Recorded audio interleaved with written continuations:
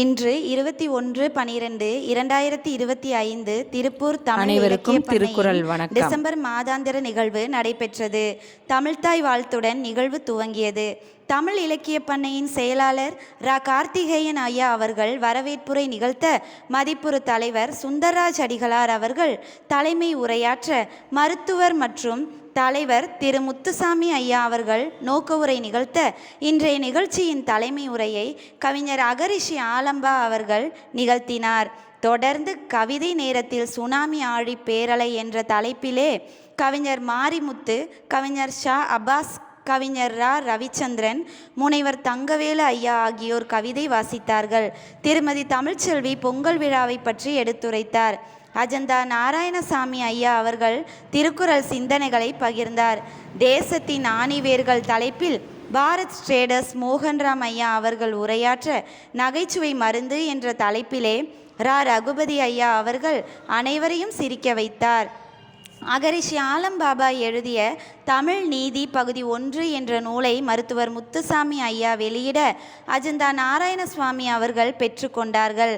கவிஞர் சிவதாசன் ஐயா அவர்கள் எழுதிய அவன் ஒரு தொடர்கதை நூலை தவத்திரு சுந்தர் அடிகளார் அவர்கள் வெளியிட மோகன்ராம் ஐயா அவர்கள் பெற்றுக்கொண்டார்கள். அந்த நூலின் மதிப்புரையை திரு மதுராந்தகன் வழங்கினார். ஏற்புரையில் சிவதாசன் ஐயா நூல் வளர்ந்த விதம் பற்றி பேசினார். 2026ஆம் ஆண்டுக்கான தமிழ் இலக்கிய பண்ணையின் நாள்காட்டியை மருத்துவர் முத்துசாமி ஐயா அவர்கள் வெளியிட, ரா. கார்த்திகேயன் ஐயா அவர்கள் பெற்றுக்கொண்டு சிறப்பித்தார்கள். தமிழ் இலக்கிய பண்ணையின் புரவலர் வி.ஜி. ரவி ஐயா அவர்கள் அண்டார்டிகா சென்று கொண்டிருப்பது பற்றி தெரிவித்த செய்தியை மாயாவி மனோகர் அவர்கள் சபையோரிடம் ஒளிபரப்பி செய்தியை பகிர்ந்து கொண்டார். நிகழ்ச்சி தொகுப்பாளராக சாந்தி மணிமேகலை அவர்கள் சிறப்பாக தொகுத்து வழங்க நிகழ்வு இனிதே நிறைவடைந்தது.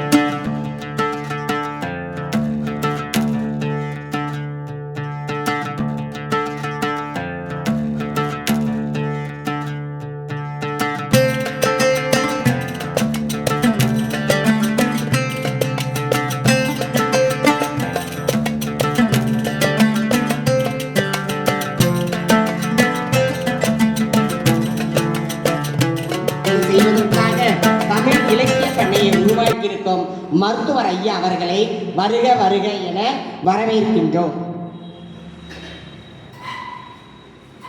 மக்கள் பணியே மகேசன் பணி என்ற பழமொழிக்கேற்ப என்னுடைய பணி முழுவதையும் இந்த தமிழ் இலக்கிய பண்ணைக்கு என இலக்கிய பண்ணைக்கு ஆணிவேராக விளங்கும் எமது செயலாளர் கார்த்திகேயன் அவர்களை வருக வருக என வரவேற்கின்றேன் என அன்புகரம் கூட்டி ரகு ஐயா அவர்களை மேடையில் அமர்க என அன்போடு வருக வருக என வரவேற்கின்றேன்.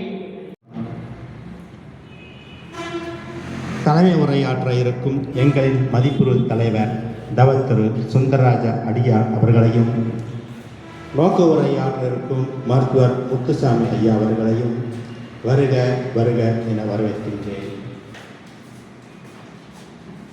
இன்றைக்கு இந்த நிகழ்ச்சியில் தலைமை உரையாற்ற இருக்கும் கவிஞர் அகரசி ஆலம்பாளா பாபா அவர்களையும் வருக வருக என வரவேற்கின்றேன். இந்த மாத தலைப்பு, கவிதை தலைப்பு சுனாமி என்கின்ற ஆழி பேரலை. இந்த கவிதை தலைப்பில் பேசவிருக்கும் சிவதாசன் ஐயா அவர்களையும், மாயாவி மனோகரன் ஐயா அவர்களையும், அப்பாஸ் ஐயா அவர்களையும் வருக வருக என வரவேற்கின்றேன். அனைவருமே ஒரே ஒரு உறுதிமொழி மட்டும் எடுத்துக்கொள்வோம். தமிழ் இலக்கிய பண்ணைக்கு மாதந்தோறும் வர வேண்டும், மாதந்தோறும் கலந்துக்க வேண்டும், புதிய புதிய உறுப்பினர்களை நாம் சேர்க்க வேண்டும் என உறுதி எடுத்தாக போதும் தமிழ் இலக்கிய பண்ணை வளரும். இங்கே இப்போ நம்ம எல்லாத்துக்கும் அது ஒரு வாரத்துக்கு முன்னாடி எல்லாத்தையும் கூப்பிட்டு எல்லாத்துக்குமே சொல்லியாச்சு. ஆனால் இங்கே கூட்டம் குறைவாக இருக்குது. எனவே அந்த உறுதிமொழி மட்டும் எடுத்துக்கிட்டே நம்ம தமிழ் இலக்கிய பண்ணைக்கு ஒரு நம்ம இந்த பூமியை நிலமகள்னு சொல்லுவோம், பூமி தாயின்னு சொல்லுவோம். அந்த பூமி தாய் ஒரு நாள் திருவள்ளுவரை பார்க்க வராங்க. திருவள்ளுவர் பார்க்க வரும்போது அப்போ திருவள்ளுவர் எங்கிருந்தான்னு கேட்குறோம். ஏன்னா பூமி தாய் பெண்ணுருவம் கொண்டு திருவள்ளுவர் பார்க்க வராங்க. அப்போ அவங்க கேட்குறோம், வாமாவா என்ன திடீர்னு மகனை பார்க்குறேன் அப்படின்னு கேட்டோடனே அந்த அம்மா சொல்கிறாங்க, மகனை பார்க்க வரக்கூடாது அப்படிங்கிறாங்க. அதுக்கு திருவள்ளுவர் சொல்கிறேன், காரணம் இல்லாமல் நீ வரமாட்டேம்மா, என்ன காரணம்னு சொல்லு அப்படின்னு கேட்டேன். நீ 1330 திருக்குறளை எழுதிட்டு இருக்கிற, அதில் என்னை பற்றி எதாவது எழுதியிருக்கிறியா அப்படின்னு பார்க்கலான்னு வந்தேன் அப்படின்னு அந்த அம்மா சொல்கிறாங்க. அதை பூமி தாய் சொல்கிறாங்க, தாயை உன்னை பற்றி நிறையா இருக்கு, அது நீயே சொல்லு அப்படின்னு திருவள்ளுவர் சொல்லுவோம். அந்த அம்மா சொல்கிறாங்க, என்னால் தான் இரவும் பகலும் மாறி மாறி வருது, இதன் தரும் பனிக்காற்றும் என்னால் தான் வருது, புயலும் நான் தான் வீசுகின்றேன், ஏரி குளம் ஆறு இயற்கையை நான் நிறைய கொடுத்துருக்கிறேன். அதுக்கு எதிர்பாராக சுனாமி, எரிமலை, பூகம்பம் எதையும் தந்திருக்கிறேன். பச்சை பசல் போன்ற வயல்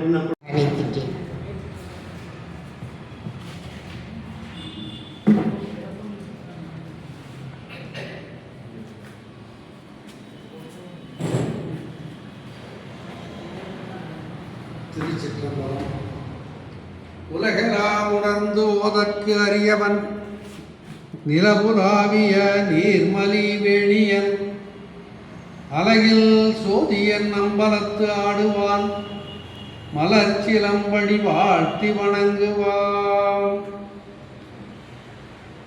மிக ஒரு அற்புதமான நிகழ்வாக 2 ஆண்டுகள் கழித்து 10 மாதங்கள் கழிந்து 34வது நிகழ்ச்சியாக நமது தமிழ் இலக்கிய பண்ணையானது நடைபெற்று கொண்டிருக்கின்றது. தமிழ் இலக்கிய பண்ணை என்றாலே தமிழ் பணிகள் மாத்திரம் அல்லாமல் இந்த தமிழ் பண்ணையிலே நிரம்ப செடிகளையும் கொடிகளையும் மரங்களையும் கனிகளையும் வளர்க்கின்ற பணியை மருத்துவர் ஐயா அவர்கள் செய்து கொண்டிருக்கின்றார்கள். ஐயா அவர்களுக்கு கடந்த வாரம் 85வது அகவை தினம். வாழ்த்துக்கள். மண்ணில் நல்ல வண்ணம் வாழலாம் வைகளும், எண்ணில் நல்ல கதிக்கு யாதுவோர் குறைவில்லை, கண்ணில் நல்ல குறும் கழுமத வளநகர் பெண்ணின் நல்லாளொடும் பெருந்தகை இருந்ததே, பெண்ணின் நல்லாளொடும் பெருந்தகை இருந்ததே. மத்துரையால் பெண்ணின் நல்லாளொடும் பெருந்தகையாக இன்னும் 100 ஆண்டு காலம் வாழ்ந்து இந்த தமிழ் பணியை செய்ய வேண்டும் என்று வாழ்த்திக் கொள்கிறேன். வாழ்த்துவதற்கு அருகதை இருக்கிறது. ஆக இந்த தமிழ் பண்ணைகளை பார்த்திங்கன்னா இன்றைக்கி மிக அற்புதமான செடிகள் கொடிகள் எல்லாம் வந்துட்டு இருக்குன்னு சொன்னேன். நிறைய எழுத்தாளர்கள், நிறைய கவிஞர்கள், இப்படி நான் கூட இந்த மிகப்பெரிய தமிழ் பண்ணையில், ஏன்னா அந்த மிகப்பெரிய செடிகள் வளர்ச்சியை பார்க்கும்போது என்னடா இதெல்லாம் இப்படி வளருதுன்னு வாட்ச்மேன் கேட்டால் சிறுசாகி போச்சு, வெளியில் செடிகள் விடக்கூடாதுன்னு நினைக்கிறேன்.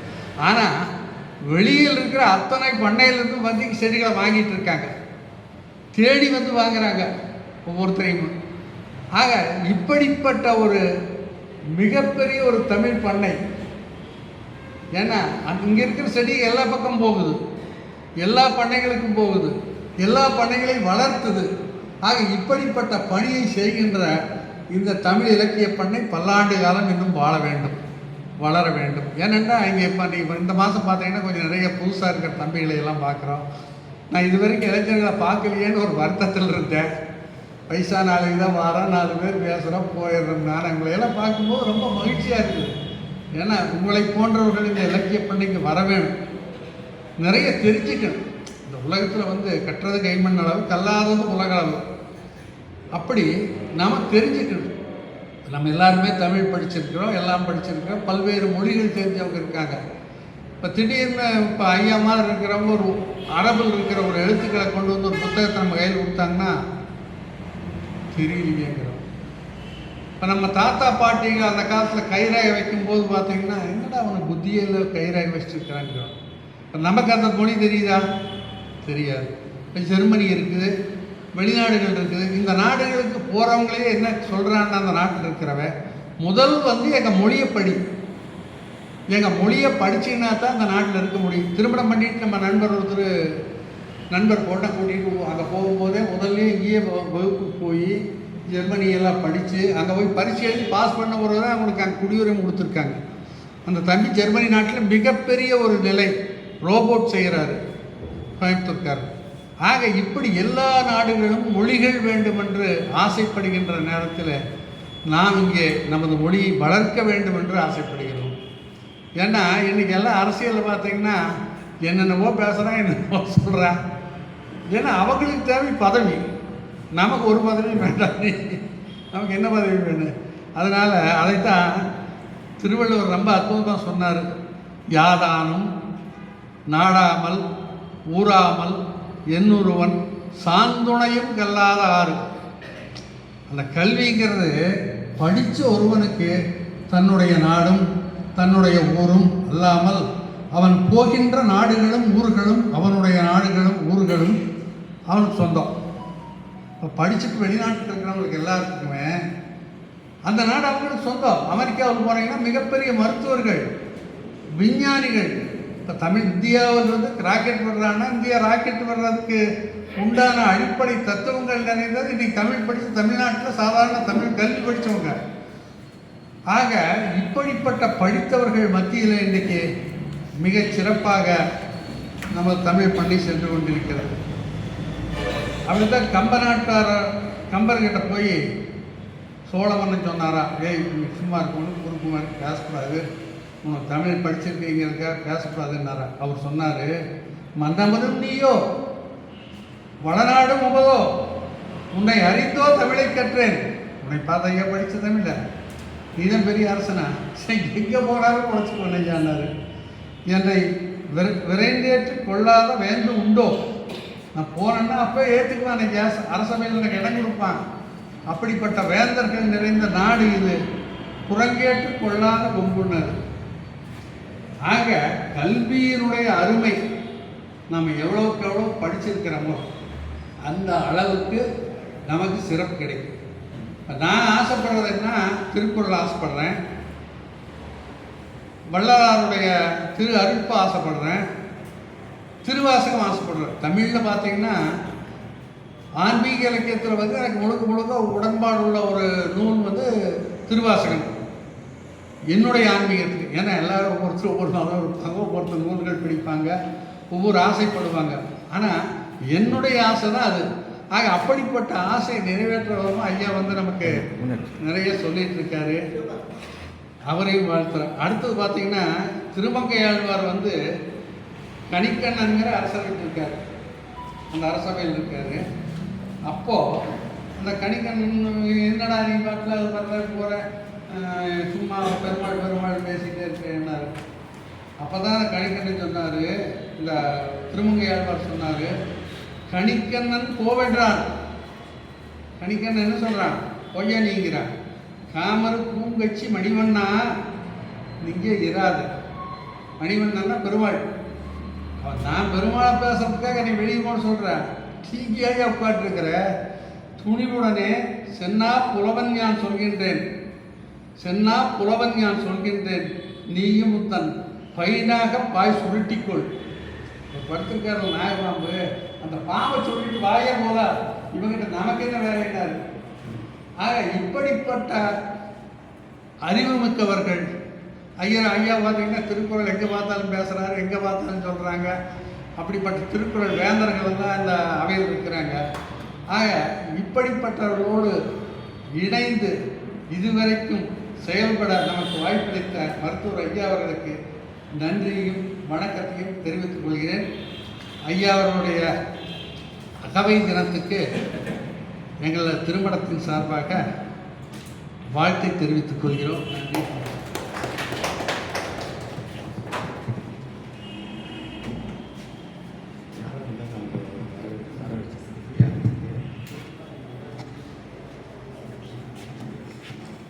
தங்கவேல் ஐயா அவர்களை வருக வருக என வரவேற்கின்றேன்.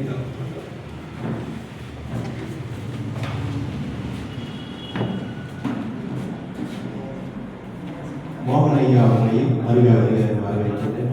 மகன் ஐயா அவர்களையும் வருக வருக வரவேற்கின்றேன். திருக்குறள் ரங்கசாமி ஐயா அவர்களையும் வருக மற்றும் ரங்கசாமி ஐயா அவர்களையும் வருக வருக என வரவேற்கின்றேன்.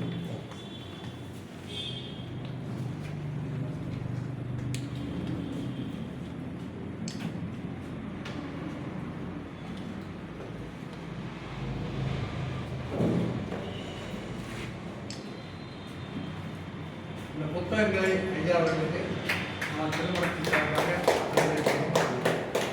ஐயா படிக்க வேண்டும். அதே மாதிரி இங்கே தமிழுக்காகவே ஐயா வந்து நிறைய திருவாசகம் வள்ளலார் போன்ற நிகழ்வுகளில் ரொம்ப தொய்வுள்ளவர். திருக்குறளே அவர் ரொம்ப தொய்வாக இருக்காரு. அவரையும் பாராட்டி வாழ்த்தி நம்ம திருமணத்தின் சார்பாக வணங்கிக் கொள்கிறோம். நன்றி, வணக்கம்.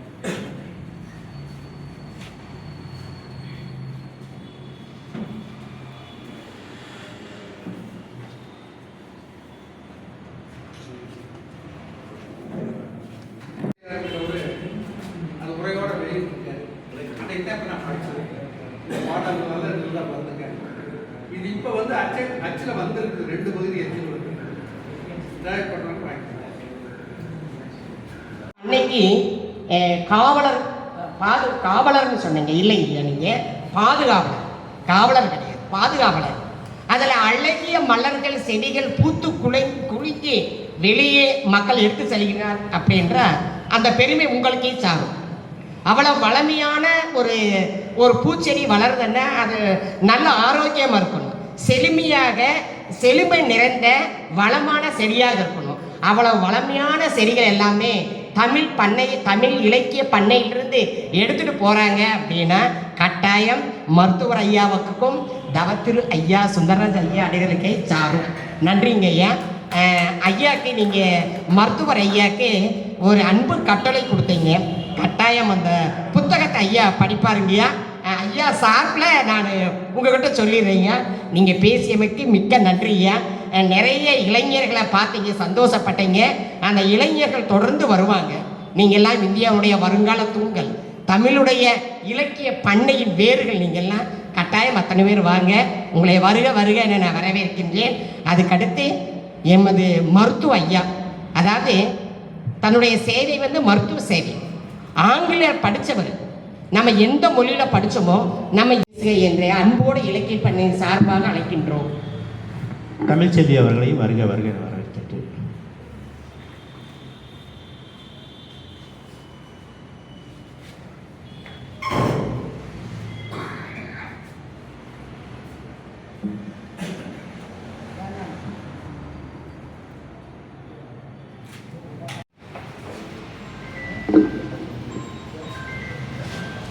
இந்த தமிழ் இலக்கிய பண்ணையின் அழைப்பினை ஏற்று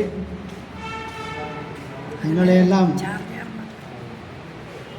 மதிக்கும் வகையிலும் மகிழ்விக்கும் வகையிலும் இங்கே வந்திருக்கிற அனைத்து நண்பர்களுக்கும், கவிஞர்களுக்கும், இலக்கிய நண்பர்களுக்கும், திருக்குறள் முற்றோதிய பல பேர் அறிஞர்களுக்கும் என்னுடைய வணக்கங்களையும் வாழ்த்துக்களையும் தெரிவித்துக் கொள்கிறேன். திரு சுந்தரராஜ அடிகளார் எனக்கு அகவை நாள் வாழ்த்து கூறினார்கள்.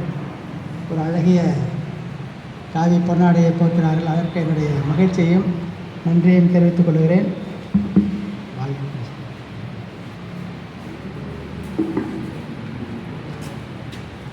இந்த தமிழ் பண்ணையின் நோக்கமே இலக்கியம் மட்டும் வளர்ப்பதல்ல. இது பண்ணை என்றால் இலக்கியம் தவிர்த்து மற்ற செய்திகளையும் மக்களுடைய வாழ்வாதாரங்களையும் பேசக்கூடிய ஒரு நிகழ்வு. அதற்காகத்தான் நாங்கள் நிறைய வெவ்வேறு விவசாயிகளை கூப்பிட்டு பேச சொல்லுகிறோம், தொழில்களை கூப்பிட்டு பேச சொல்லுகிறோம், அறிஞர்களை கூப்பிட்டு பேச சொல்லுகிறோம். இது இலக்கியம் மட்டுமல்ல, மற்ற எல்லா அறிவுரையும் நமக்கு கிடைக்க வேண்டும். நாம் மக்களுக்கு இதை சென்று விதைக்க வேண்டும் என்ற நோக்கத்தோடு ஆரம்பிக்கப்பட்டது தான் இலக்கிய பண்ணை. முக்கியமாக உலகில் வாழ் மக்கள் எல்லோரும் இன்புற்றிருக்கிறதே, இன்புற்றிருப்பதையெல்லாம் வேறொன்றும் அறியாமல் பரபரமே என்று கூறிய மகானுடைய வாக்கு கிணங்க உலகம் உய்விக்க, உலகம் நல்ல முறையில் மகிழ்ச்சியாக வாழ எங்களுடைய வாழ்த்துக்களை தெரிவித்துக் கொள்கிறேன். நான் ஒரு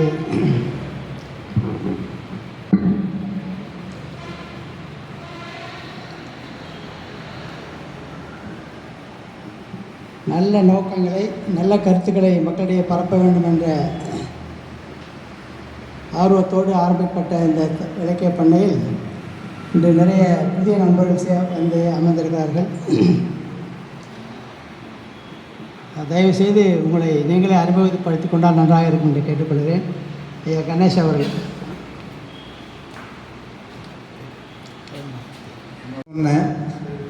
ஆனால் இங்கே பார்க்குறப்ப ஏதோ முதியோர்கள் மட்டும் இல்லை, சில கருத்துக்களை கேட்கும் வண்ணம் சில இளைஞர்களும் இருக்கிறத பார்க்குறப்ப இந்த தமிழ் இலக்கிய இந்த அவையில் அமர்ந்திருக்கும் அனைத்து சான்றோர்களுக்கும் என் முதற்கண் வணக்கத்தை தெரிவித்துக் கொள்கின்றேன்.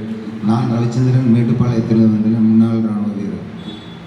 இங்கு எனது நண்பர்கள் இருவரும் மிகவும் ஆர்வமாக அந்த கூட்டத்தில் கலந்து கொண்டு பங்கேற்று கொண்டிருக்கிறார்கள். அவருடன் சேர்ந்து எனக்கு விருப்பத்துடன் வந்துள்ளது. எனக்கு அதிகம் பேச வராது, தவறு இருந்தால் மன்னித்துக் கொள்ளும். நன்றி.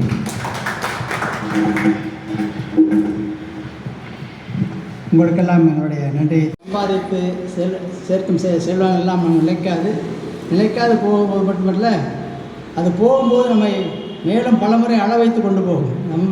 அதிக வேதனையோடு நாம் எப்படி மகிழ்ச்சியோடு சம்பாதித்தோமோ அதை விட மிகுந்த பல மடங்கு வேதனையோடு நம்ம விட்டு போகும் என்று கூறுகிறார். ஆனால் நாம் அறத்தோடு வாழ வேண்டும், அறச்செயலோடு வாழ்ந்து நம்ம வாழ்க்கையை பயன்படுத்தி கொள்ள வேண்டும்.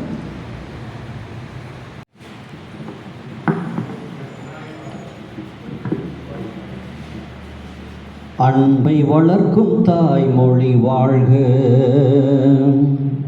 நம் அறிவை வளர்க்கும் தமிழ் மொழி வளர்க, அறத்தை வளர்க்கும் செம்மொழி வாழ்க, அறத்தை வளர்க்கும் செம்மொழி வாழ்க,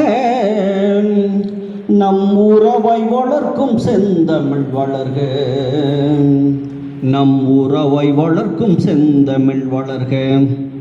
தாய் தமிழ் அன்னையை வாழ்த்தி வணங்கியும் இங்கே வருகை தந்திருக்கக்கூடிய ஆண்டோர்கள், சான்றோர்கள், பெரியோர்கள் அனைவரையும் வாழ்த்தி வணங்கியும் என்னுடைய தலைமை உரையை தொடங்குகிறேன். இந்த நிகழ்ச்சிக்கு கார்த்திக் ஐயா அவர்கள் அழைத்தார்கள். உங்களைத்தான் சிறப்பு இந்த மாதத்தினுடைய தலைமை உரையை நிகழ்த்த வேண்டும் என்று கேட்டுக்கொண்டார்கள். அப்பொழுதுதான் 1 வருடமாக போராடி தமிழ் நீதி பாகம் 1 என்ற நூல் முழுமை அடைந்திருந்தது. அந்த நூலை எப்படியாவது வெளியீடு செய்ய வேண்டும் என்று ஐயாவிடம் கேட்டோம். அவர் மருத்துவர் ஐயாவும் அதற்கு அனுமதி கொடுத்தார்கள். அந்த வகையிலே அந்த நூல் வெளியீட்டு விழா, அதாவது இந்த நூலை எழுதியது நான் அல்ல, அனைத்தும் தமிழ்த்தாய் தமிழ் அருளிய அந்த தத்துவங்கள் தான் அந்த நூலில் இருக்கிறது. என்னுடைய பங்கு எதுவும் இல்லை. நான் ஒரு கருவியாக இருந்த அந்த நூலை இயற்றியிருக்கிறேன். ஆகவே அது ஒரு தொகுப்புரை தான். அதை வாங்கி படித்து பயன்பெறுமாறு கேட்டுக்கொள்கிறேன். அதாவது அந்த கவிதை எழுதக்கூடிய பழக்கம் எனக்கு எப்படி தொடங்கியது என்று சொன்னால், நான் ஒரு 10ஆம் வகுப்பு படித்து கொண்டு இருக்கும்போது ஒரு நிகழ்வு நடந்தது. அந்த கிராமங்களில் அறிவொளி இயக்கம் நடந்து கொண்டிருந்தது. பக்கத்தூரில் அறிவொளி இயக்கத்தில் நேரு இளைஞர் மன்றம்னு சொல்லிட்டு அங்கே பல கல்லூரி மாணவர்கள்லாம் வந்து சேவை செய்வாங்க. அந்த கிராம நலத்திட்டங்களை சேவை செஞ்சுட்டு இருந்தாங்க. அந்த வகையில் பார்த்தீங்கன்னா அங்கே மாலையில் கலை நிகழ்ச்சி நடக்கும்.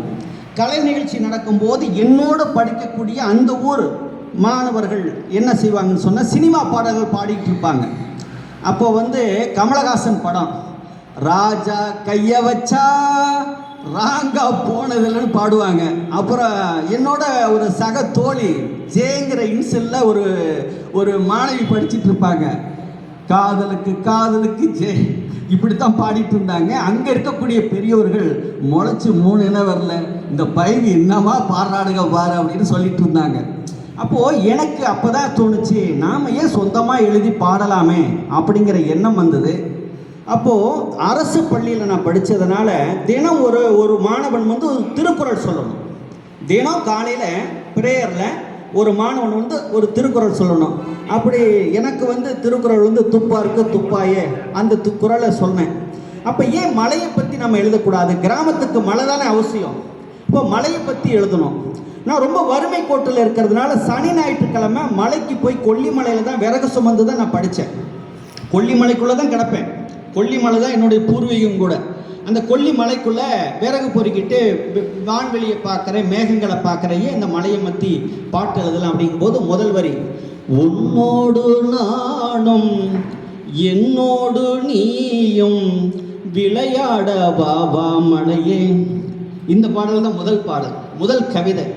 இப்போ இந்த கவிதையை வந்து ஓரளவுக்கு பாடி பழகிட்டு அந்த மாலை கலை நிகழ்ச்சியில் போய், நான் பக்கத்தூர் தான் இருந்தாலும் அனுமதி கேட்டு பாடுறேன். பாடி முடிப்பதற்குள் மழை கொட்டுது. அப்போது அந்த மாணவ பருவத்தில் முதல் எனக்கு அதுதான் உயிர். அப்போது அந்த கிராமத்தில் இருக்கக்கூடிய பெரியோர்கள் அடுத்த நாள் நான் திண்ணையில் படிச்சுட்டு இருக்கும்போது அவங்க அந்த வழியாக வரும்போது சைக்கிளை நிறுத்திட்டு வந்து என்கிட்ட வந்து பேசிட்டு போவாங்க. தம்பி, நல்லா அருமையாக பாடினீங்க, மழையே வந்துருச்சு, உன்னுடைய வார்த்தையில் வந்து ஒரு தமிழ் தாய் இருக்கிறாள், இதை வளர்த்துக்குங்க அப்படின்னாரு. அதுலேருந்து தொடர்ந்து என்னுடைய வாழ்க்கையில் நடக்கக்கூடிய சம்பவங்களை தத்துவமாக அப்படி எழுதிட்டே இருந்தேன். அப்போது திருப்பூருக்கு வேலை வாய்ப்பு தேடி நான் வந்தேன். திருப்பூருக்கு வேலை, அப்போ கவிதைகள் அதிகமாக எழுதிட்டால் கலைஞர்களுக்கு என்ன தோணும்னா, சினிமா துறை மேலே ஒரு தாக்கம் இருக்கும்.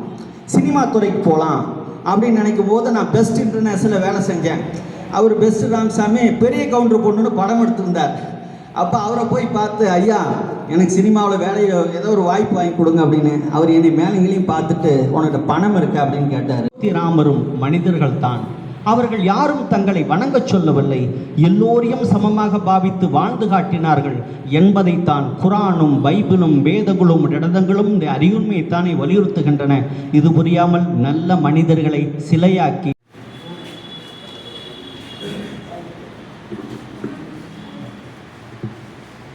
புகழ் அனைத்தும் ஒருவனுக்கே. இன்றைய தினம் கவிதை வாசிகள் சுனாமி ஆழிப்பேரலை என்ற தலைப்பில் கவிதை வாசிக்க வந்திருக்கிறேன். ஓ சுனாமியே, பேராசையின் உச்சகட்டம், பேரழிவு ஆக்கிவிட்டாய். பெருநகரம், விவசாயம், கண்ணில் பட்டதெல்லாம் கொண்டு சென்றாய். பேரின்பம் கொண்ட எங்களை நீயோ பிரநஷ்டமாக்கி விட்டாய். யார் செய்த பாவத்தை பலங்கொண்டு நீ சுத்தம் செய்தாய், கொண்டும் சென்றாய். மீதமுள்ள மாந்தரெல்லாம் நல்லவர் என்று நினைத்தாயோ, இல்லை நல்லவரை மட்டும் நீ தனியே எடுத்து சென்றாயோ? பாருள்ளவரை பாடம் புகற்ற படிப்பினை தந்துவிட்டாய். ஏமாற்றம் உனக்கின்றி எங்களுக்கு ஒன்றுமில்லை, நாங்கள் திருந்தாத ஜென்மங்கள். நன்றி. புகழ் பேச்சாளர் எமது குரு அவர்களை கவிதை வாசிக்க தங்கவேல் ஐயாவை வருக வருக என அழைக்கின்றோம்.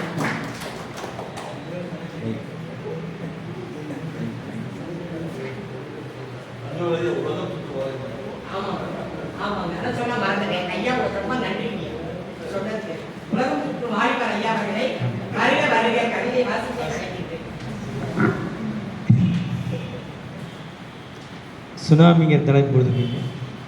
அதை நான் கடலை தாயாக எடுத்து கடலம்மா என்கின்ற தலைப்பில் வாசிக்கிறேன். கண்ணுறும் கடலின் காட்சி கவின்மிகு காட்சி அம்மா, கண்ணுறும் கடலின் காட்சி கவின்மிகு காட்சி அம்மா, உன்னிடத்தில் அன்பு கொண்டு கடலலை காண வந்தோம், உன்னிடத்தில் அன்பு கொண்டு கடல் அலையை காண வந்தோம். கண்ணால் பார்த்திருக்க ஆழி பேரலையாய், கண்ணால் பார்த்திருக்க ஆழி பேரலையாய் வந்து போர் நடந்த இடம் போல ஆக்கிவிட்டாய், போர் நடந்த இடம் போல ஆக்கிவிட்டாய். எங்கள் உறவுகளை இழுத்து கொண்டு சென்றாய். காண்பதற்கு வந்தவர்களை காலனிடம் கொண்டு சென்றாய், காண்பதற்கு வந்தவர்களை காலனிடம் கொண்டு சென்றாய். ஆளியாய் இருந்த நீ முதுமக்கள் தாலியாய் ஆனது எப்போது, ஆளியாய் இருந்த நீ முதுமக்கள் தாலியாய் ஆனது எப்போது? யார் உனக்கு தீங்கு செய்தார்கள், யார் உனக்கு தீங்கு செய்தார்கள், யார் உனக்கு கட்டளையிட்டார்கள்? காலனா அல்லது தேவதூதனா, அல்லாவின் ஆணையா, இழுத்துவா அவர்களை என்று சொன்னது யார்? யார் உனக்கு கட்டளையிட்டார்கள்? காலனா அல்லது தேவதூதனா, அல்லாவின் ஆணையா, இழுத்துவா அவர்களை என்று சொன்னது யார்? குழந்தைகள், பெண்கள், ஆண்கள், முதியவர்கள் என்றும் பாராமல் இழுத்து வர சொன்னது யார்? கொலையாளிக்கு கூட குழந்தைகளை கண்டால் இரக்கம் வரும், கொலையாளிக்கு கூட குழந்தைகளை கண்டால் இரக்கம் வரும். ஆனால் இரக்கமற்ற ராட்சசியே ஏன் எங்களை மட்டும் விட்டுவிட்டாய்? இரக்கமற்ற ராட்சசியே ஏன் எங்களை மட்டும் விட்டுவிட்டாய்? பார்த்து கண்ணீர் சிந்தவா, பார்த்து கதறி அளவா, பார்த்து பார்த்து பைத்தியமாக்கவா? பார்த்து கண்ணீர் சிந்தவா, பார்த்து கதறி அளவா, பார்த்து பார்த்து பைத்தியமாக்கவா? கடலம்மா போதும் அம்மா போதும், இனியும் சீராதே எங்களை தாக்காதே, இனியும் சீராதே எங்களை தாக்காதே. உன்னாலே உயிர் வாழ்ந்தோம், உன்னாலே உயிர் வாழ்ந்தோம், உன்னாலே உயிர் விட்டார்கள். உடமையை இழந்தார்கள், உறவை இழந்தார்கள், கணக்கில்லா மாண்டவர்கள் கடலம்மா உன் கரையிலே கிடக்கிறார்கள். இதுவா கவின்மிகு காட்சி? நன்றி, வணக்கம். கவிஞர் ரவிச்சந்திரன் அவர்களை கவிதை வாசிக்க அன்போடு அழைக்கின்றோம்.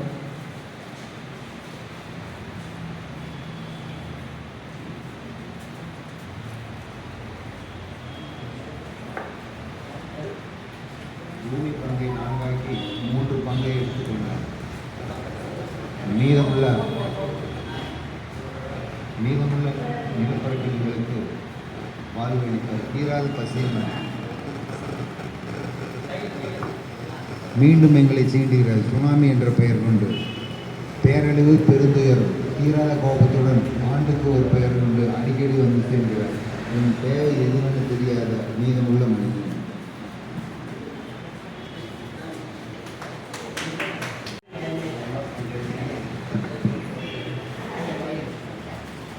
அதாவது இதுக்கு முன்னாடி தலைவரை அவர்கள் மற்றும் தமிழ் இலக்கிய பண்ணையினுடைய அனைத்து நிர்வாகிகளுக்கும் மற்றும் கௌரவ தலைவர் மற்றும் தலைவர் ஏனைய நிர்வாகிகளும் கவியரங்க தலைவர் திருமுருகன் கவியரங்க தலைவராக இன்றைக்கு ஆலம்பாபா அவர்கள் பொறுப்பெடுத்திருக்கிறார்கள். இதுபோல சுனாமி இல்லைங்களா, சுனாமிங்கிறது வடமொழியோ தமிழ் மொழியோ தெரியாது.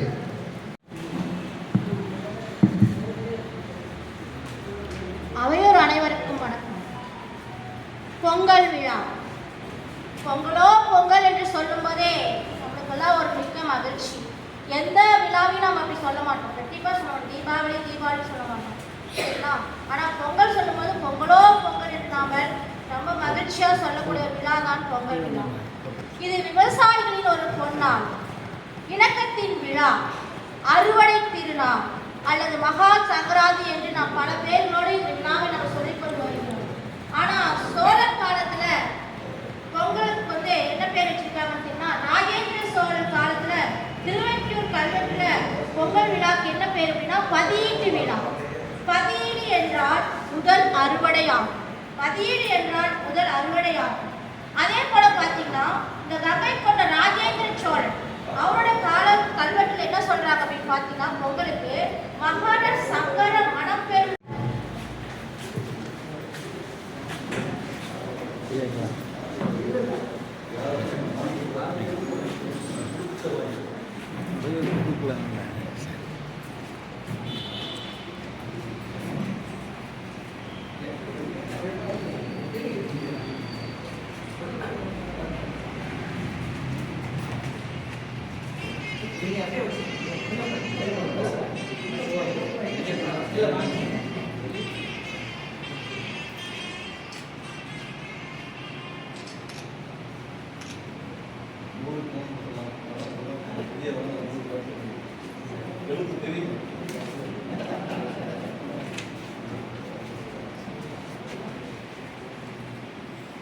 நூல் வெளியீட்டு அவன் ஒரு புகழ்கதை. ஆசிரியர் சிவதாசன். வெளியீடு பெறுவர் சுந்தர கையாண்டிகள் அடையாளம். பெற்றுக்கொள்வர் மோகன்ராவ் ஐயா அவர்கள்.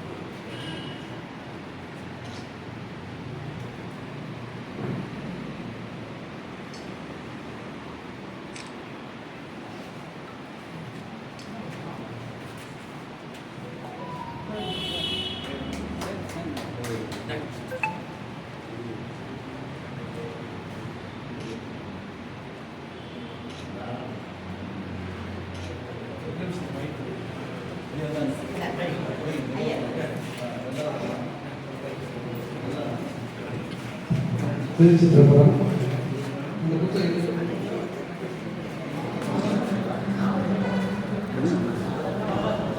ஐயா அவங்க சிவதாசன் ஐயா அவங்க அந்த வயல் சிறப்பான முறையில் இந்த நூலை ஐயா வெளியேற்றிருக்காங்க.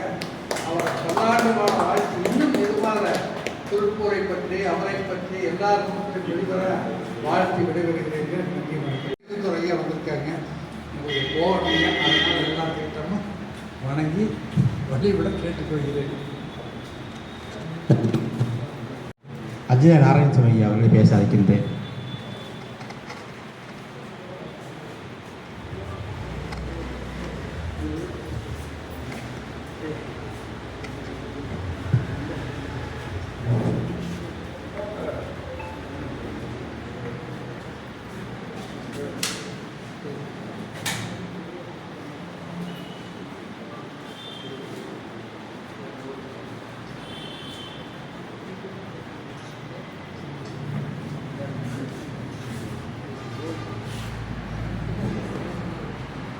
எல்லாருக்கும் காலை வணக்கம். மேடையில் இருக்கக்கூடிய சான்றோர்களுக்கும் தமிழின்பால் ஈடுபாடு கொண்டு இங்கே வந்திருக்கும் அனைத்து நண்பர்களுக்கும் அடியேன் பணிவான வணக்கங்களை தெரிவித்துக் கொள்கிறேன். இன்னைக்கு மார்கழி மாதம். கொஞ்சம் முடிஞ்சால் ஐயா திருவாச புஸ்தகம்லாம் கொடுத்தாரு. முடிஞ்சால் திருவாசத்தில் ஏதாவது சும்மா படித்து பாருங்கள் சார்.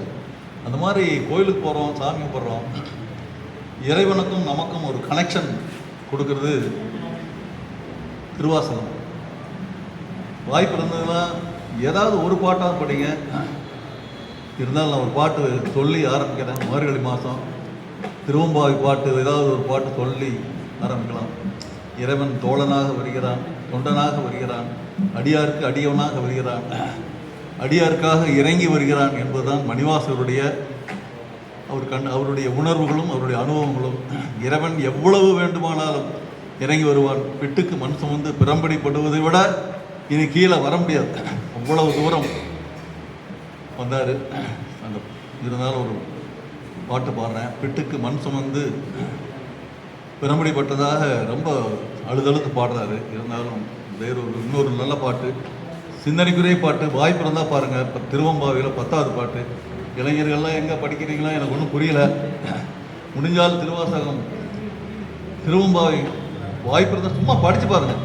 எங்களுக்கெல்லாம் வேலையில் மனப்பாடம் பண்ணிட்டு வந்திருக்கோம். பட்டு இது இளைஞர்களை வரவேற்பதில் ரொம்ப சந்தோஷம். ஏதோ ஒரு தமிழ் காதலை விடணும்னு வந்திருக்கிறதே பெரிய விஷயம்தான். நல்ல பாட்டு. திருவம்பாவையில் சிந்திக்கக்கூடிய ஒரு பாட்டு. பாதாளம் ஏழினும் கீழ் சொற்கழிவு பாதமலர் போதார் புனைமுடியும் எல்லா பொருள் முடிவு. எல்லா பொருளுக்கும் ஆரம்பமும் முடிவும் இறைவன் தான். அடிமுடி தேடியும் காண முடியாத பேரொளி இறைவன் தான். பாதாளம் ஏழினும் கீழ் சொற்கழிவு பாதமலர். அநீர் வசனிய cannot define by words. பாதாளம் ஏழினும் கீழ் சொற்கழிவு பாதமலர் போதார் புனைமுடியும் எல்லா பொருள் முடிவு. பேதை ஒருபால் திருமேனி ஒன்றல்லன். அர்த்தநாரீஸ்வரர். அர்த்தநாரீஸ்வரருக்கு சரியான விளக்கம் என்னன்னா, this world is made up of two things. One is energy and is matter. The energy can neither be created nor be destroyed. நீங்கள் ஒரு எனர்ஜி உருவாக்க முடியும். ஒரு அணு நம்மளால் உருவாக்க முடியுமா? Electron, proton, neutron. ஒரு அணு நான் கொண்டு வந்திருக்கா ஜோப்பில் கொடுக்க முடியுமா? நோ. இப்போது பாதாளம் ஏழினம் கீழ் சொற்கழிவு பாதமலர் போதார் புனை முடியும் பேதை ஒருபால் திருமேனி ஒன்றல்லன். Is not a matter but also energy. பாட்டு பாருங்கள், அர்த்தம் எவ்வளோ போகுதுன்னு. திருமேனி ஒன்றல்லன். வேத முதல் விண்ணோரும் மண்ணும் துதித்தாலும் ஓத உளவா ஒரு தோழன் தொண்டரும். சார் தோழனாக இருப்பார் சார். சுந்தரமூர்த்தி நாயனாருக்கு சம்சாரத்துக்கு அவருக்கு சண்டை வந்துருச்சு. நடந்து போய் மத்தியஸ்தம் பண்ணுறார். எங்கே நடக்கும்? போய் வீட்டில் போய் நம்ம சொல்கிறான், சம்சாரத்துக்கு எனக்கு சண்டை பார்த்து ரெடி பண்ணி விடுறேன். கொண்டாடி சொல்கிறான், உள்ளே வந்தால் வெட்டி போடுவோம். அந்த ஆளை பற்றி பேசாத. அப்படி தான் நம்ம சங்கிலி நாச்சியார் சொன்னாங்க. யார் வந்தாலும் சுந்தரமூர்த்தி பறவை நாச்சியார் சொன்னாங்க, இந்த சமரசம் பேச வராது. ஆனால் அதுக்கும் இறங்கி போகிறார். மனைவிக்கும் கணவனுக்கும் இருக்கிற ஊழல் கூட அதுக்கும் இறங்கி வர்றாரு. எவ்வளோவெல்லாம் இறங்கி வந்தாருன்னா நிறைய விஷயம் இருக்குது. அது தனியாக ஆன்மீக இதில் பேசணும். இருந்தாலும் ஓதவளவா ஒரு தோழன் தொண்டர் சார், நீங்கள் வணங்கிட்டே இருந்து பாருங்கள் என்னவெல்லாம் நடக்கும். சும்மா நீங்கள் பேசுங்க, பார்த்துங்க, நம்மளுக்கு ஏதாச்சும் பண்ணுங்க, என் பிள்ளைக்கு எப்படியாவது கல்யாணம் பண்ணி வைங்க, அந்த இடத்த எப்படியாவது எனக்கு உருவாக்குறான் sir. Don't ask anything. நீங்கள் போங்க, ஐயா உங்களை பார்க்கலான்னு வந்தேன், நல்லா இருக்கீங்களா அப்படின்னா ஒரு பிடிக்கும். இல்லை நீங்கள் ஏதாவது ஒரு கோரிக்கை வச்சு செய்யலாம், நீ எல்லாம் ஒரு பெரிய மனுஷன் ஐயா, உங்கள்கிட்ட ஒரு கோரிக்கை வச்சு ஒன்றும் செய்ய மாட்டேங்க, திட்டி பாருங்க. ஒரு ரொம்ப பிடிக்கும். யாருமே ஒரு திட்ட மாட்டேங்க, பயந்துக்கணும். திட்டுங்க. நான் நிறைய திட்டுவேன். நான் ஒரு 2 காலையில் திடீர் திருவாசகம் பாடுவேன். காலையில் 2 விஷயத்துக்கு திட்டுவேன். என்னன்னா, திருத்தொண்டர் புராணம் அதில் பிள்ளைக்கு கேட்குறாரு. ரொம்ப சிவனை மன்னிக்க முடியாத ஒரு பிள்ளைய, இந்த அம்மாவோட பிள்ளையை நான் பார்த்துக்குவேன். அப்படி ஒரு தெய்வீகமான அம்சமான ஒரு குழந்தை. அதை போய் வெட்டி எனக்கு கொடுங்க. அந்த ஆளுக்கு மன்னிக்க முடியாது சிவனை. என்ன வேணாலும் நினச்சிப்பாரு. நான் காலையில் தின்ன, ஐயா நீ எல்லாம் ஒரு பெரிய ஆள் ஐயா, போய் பிள்ளைக்கு கேட்டேன். ஆனால் அதில் ஒரு பெரிய செய்யலாம் சார். இன்றைக்கி நல்லா இருந்தால் நாளைக்கு நல்லா தான் இருப்போம். இன்றைக்கி சரியில்லைன்னா என்றைக்குமே சரி இருக்காது. கல்யாணம் ஆனது இந்த நாய் கூட அழுதுகிட்டே இருக்கிற திருந்தவே இல்லை. அது மாதிரி தான் ஒருவனிடம் தர்ம சிந்தனை இருக்கும் பொழுது அந்த தர்மமே அவனை எதிர்கொள்ளும். அவன் எதிர்காலத்தையும் பார்த்து கொள்ளும். ஏனென்றால் ஒரு மனிதன் எத்தனை பிரார்த்தனை செய்தாலும், எத்தனை மந்திரங்களை உருவேற்றினாலும், எத்தனை அபிஷேகங்கள், ஆராதனைகள், யாகங்கள் செய்தாலும் கூட அவனிடம் உதவும் குணம் இல்லை என்றால் இறையறலை ஒரு காலத்திலும் பெற முடியாது. ஒரு மனிதன் இறையறலை பெற வேண்டுமென்றால் இறை நம்பிக்கை இல்லாவிட்டாலும் பரவாயில்லை, தர்ம குணமும் பிறருக்கு உதவும் குணமும் தானமும் இருந்துவிட்டால் போதும். இவன் இறையை தேட வேண்டியதில்லை, இறை இவனை தேடி வந்துவிடும். எவன் அதிக அளவு தர்மம் செய்கிறானோ அவனிடம் இறைவனே வந்து கையேந்தும். நன்றி, வாழ்த்துக்கள், வணக்கம். தேசத்தின் ஆணிவேர் என்ற தலைப்பில் மோகன்ராம் ஐயா அவர்கள் இப்பொழுது நம்மளுடன் பேச வந்துள்ளார். வாருங்க ஐயா.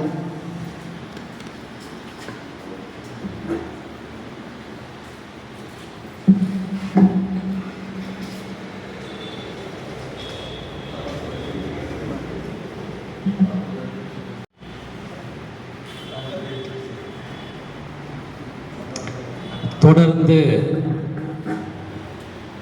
தமிழுக்கும் தமிழ் பெருமை சேர்த்து வருகின்ற இந்த இலக்கிய பண்ணையின் தலைவர் மருத்துவர் முத்துசாமி ஐயா அவர்களுக்கும் உரை நிகழ்த்தி சென்று கொண்டு இருக்கின்ற பெரியோரும் நமது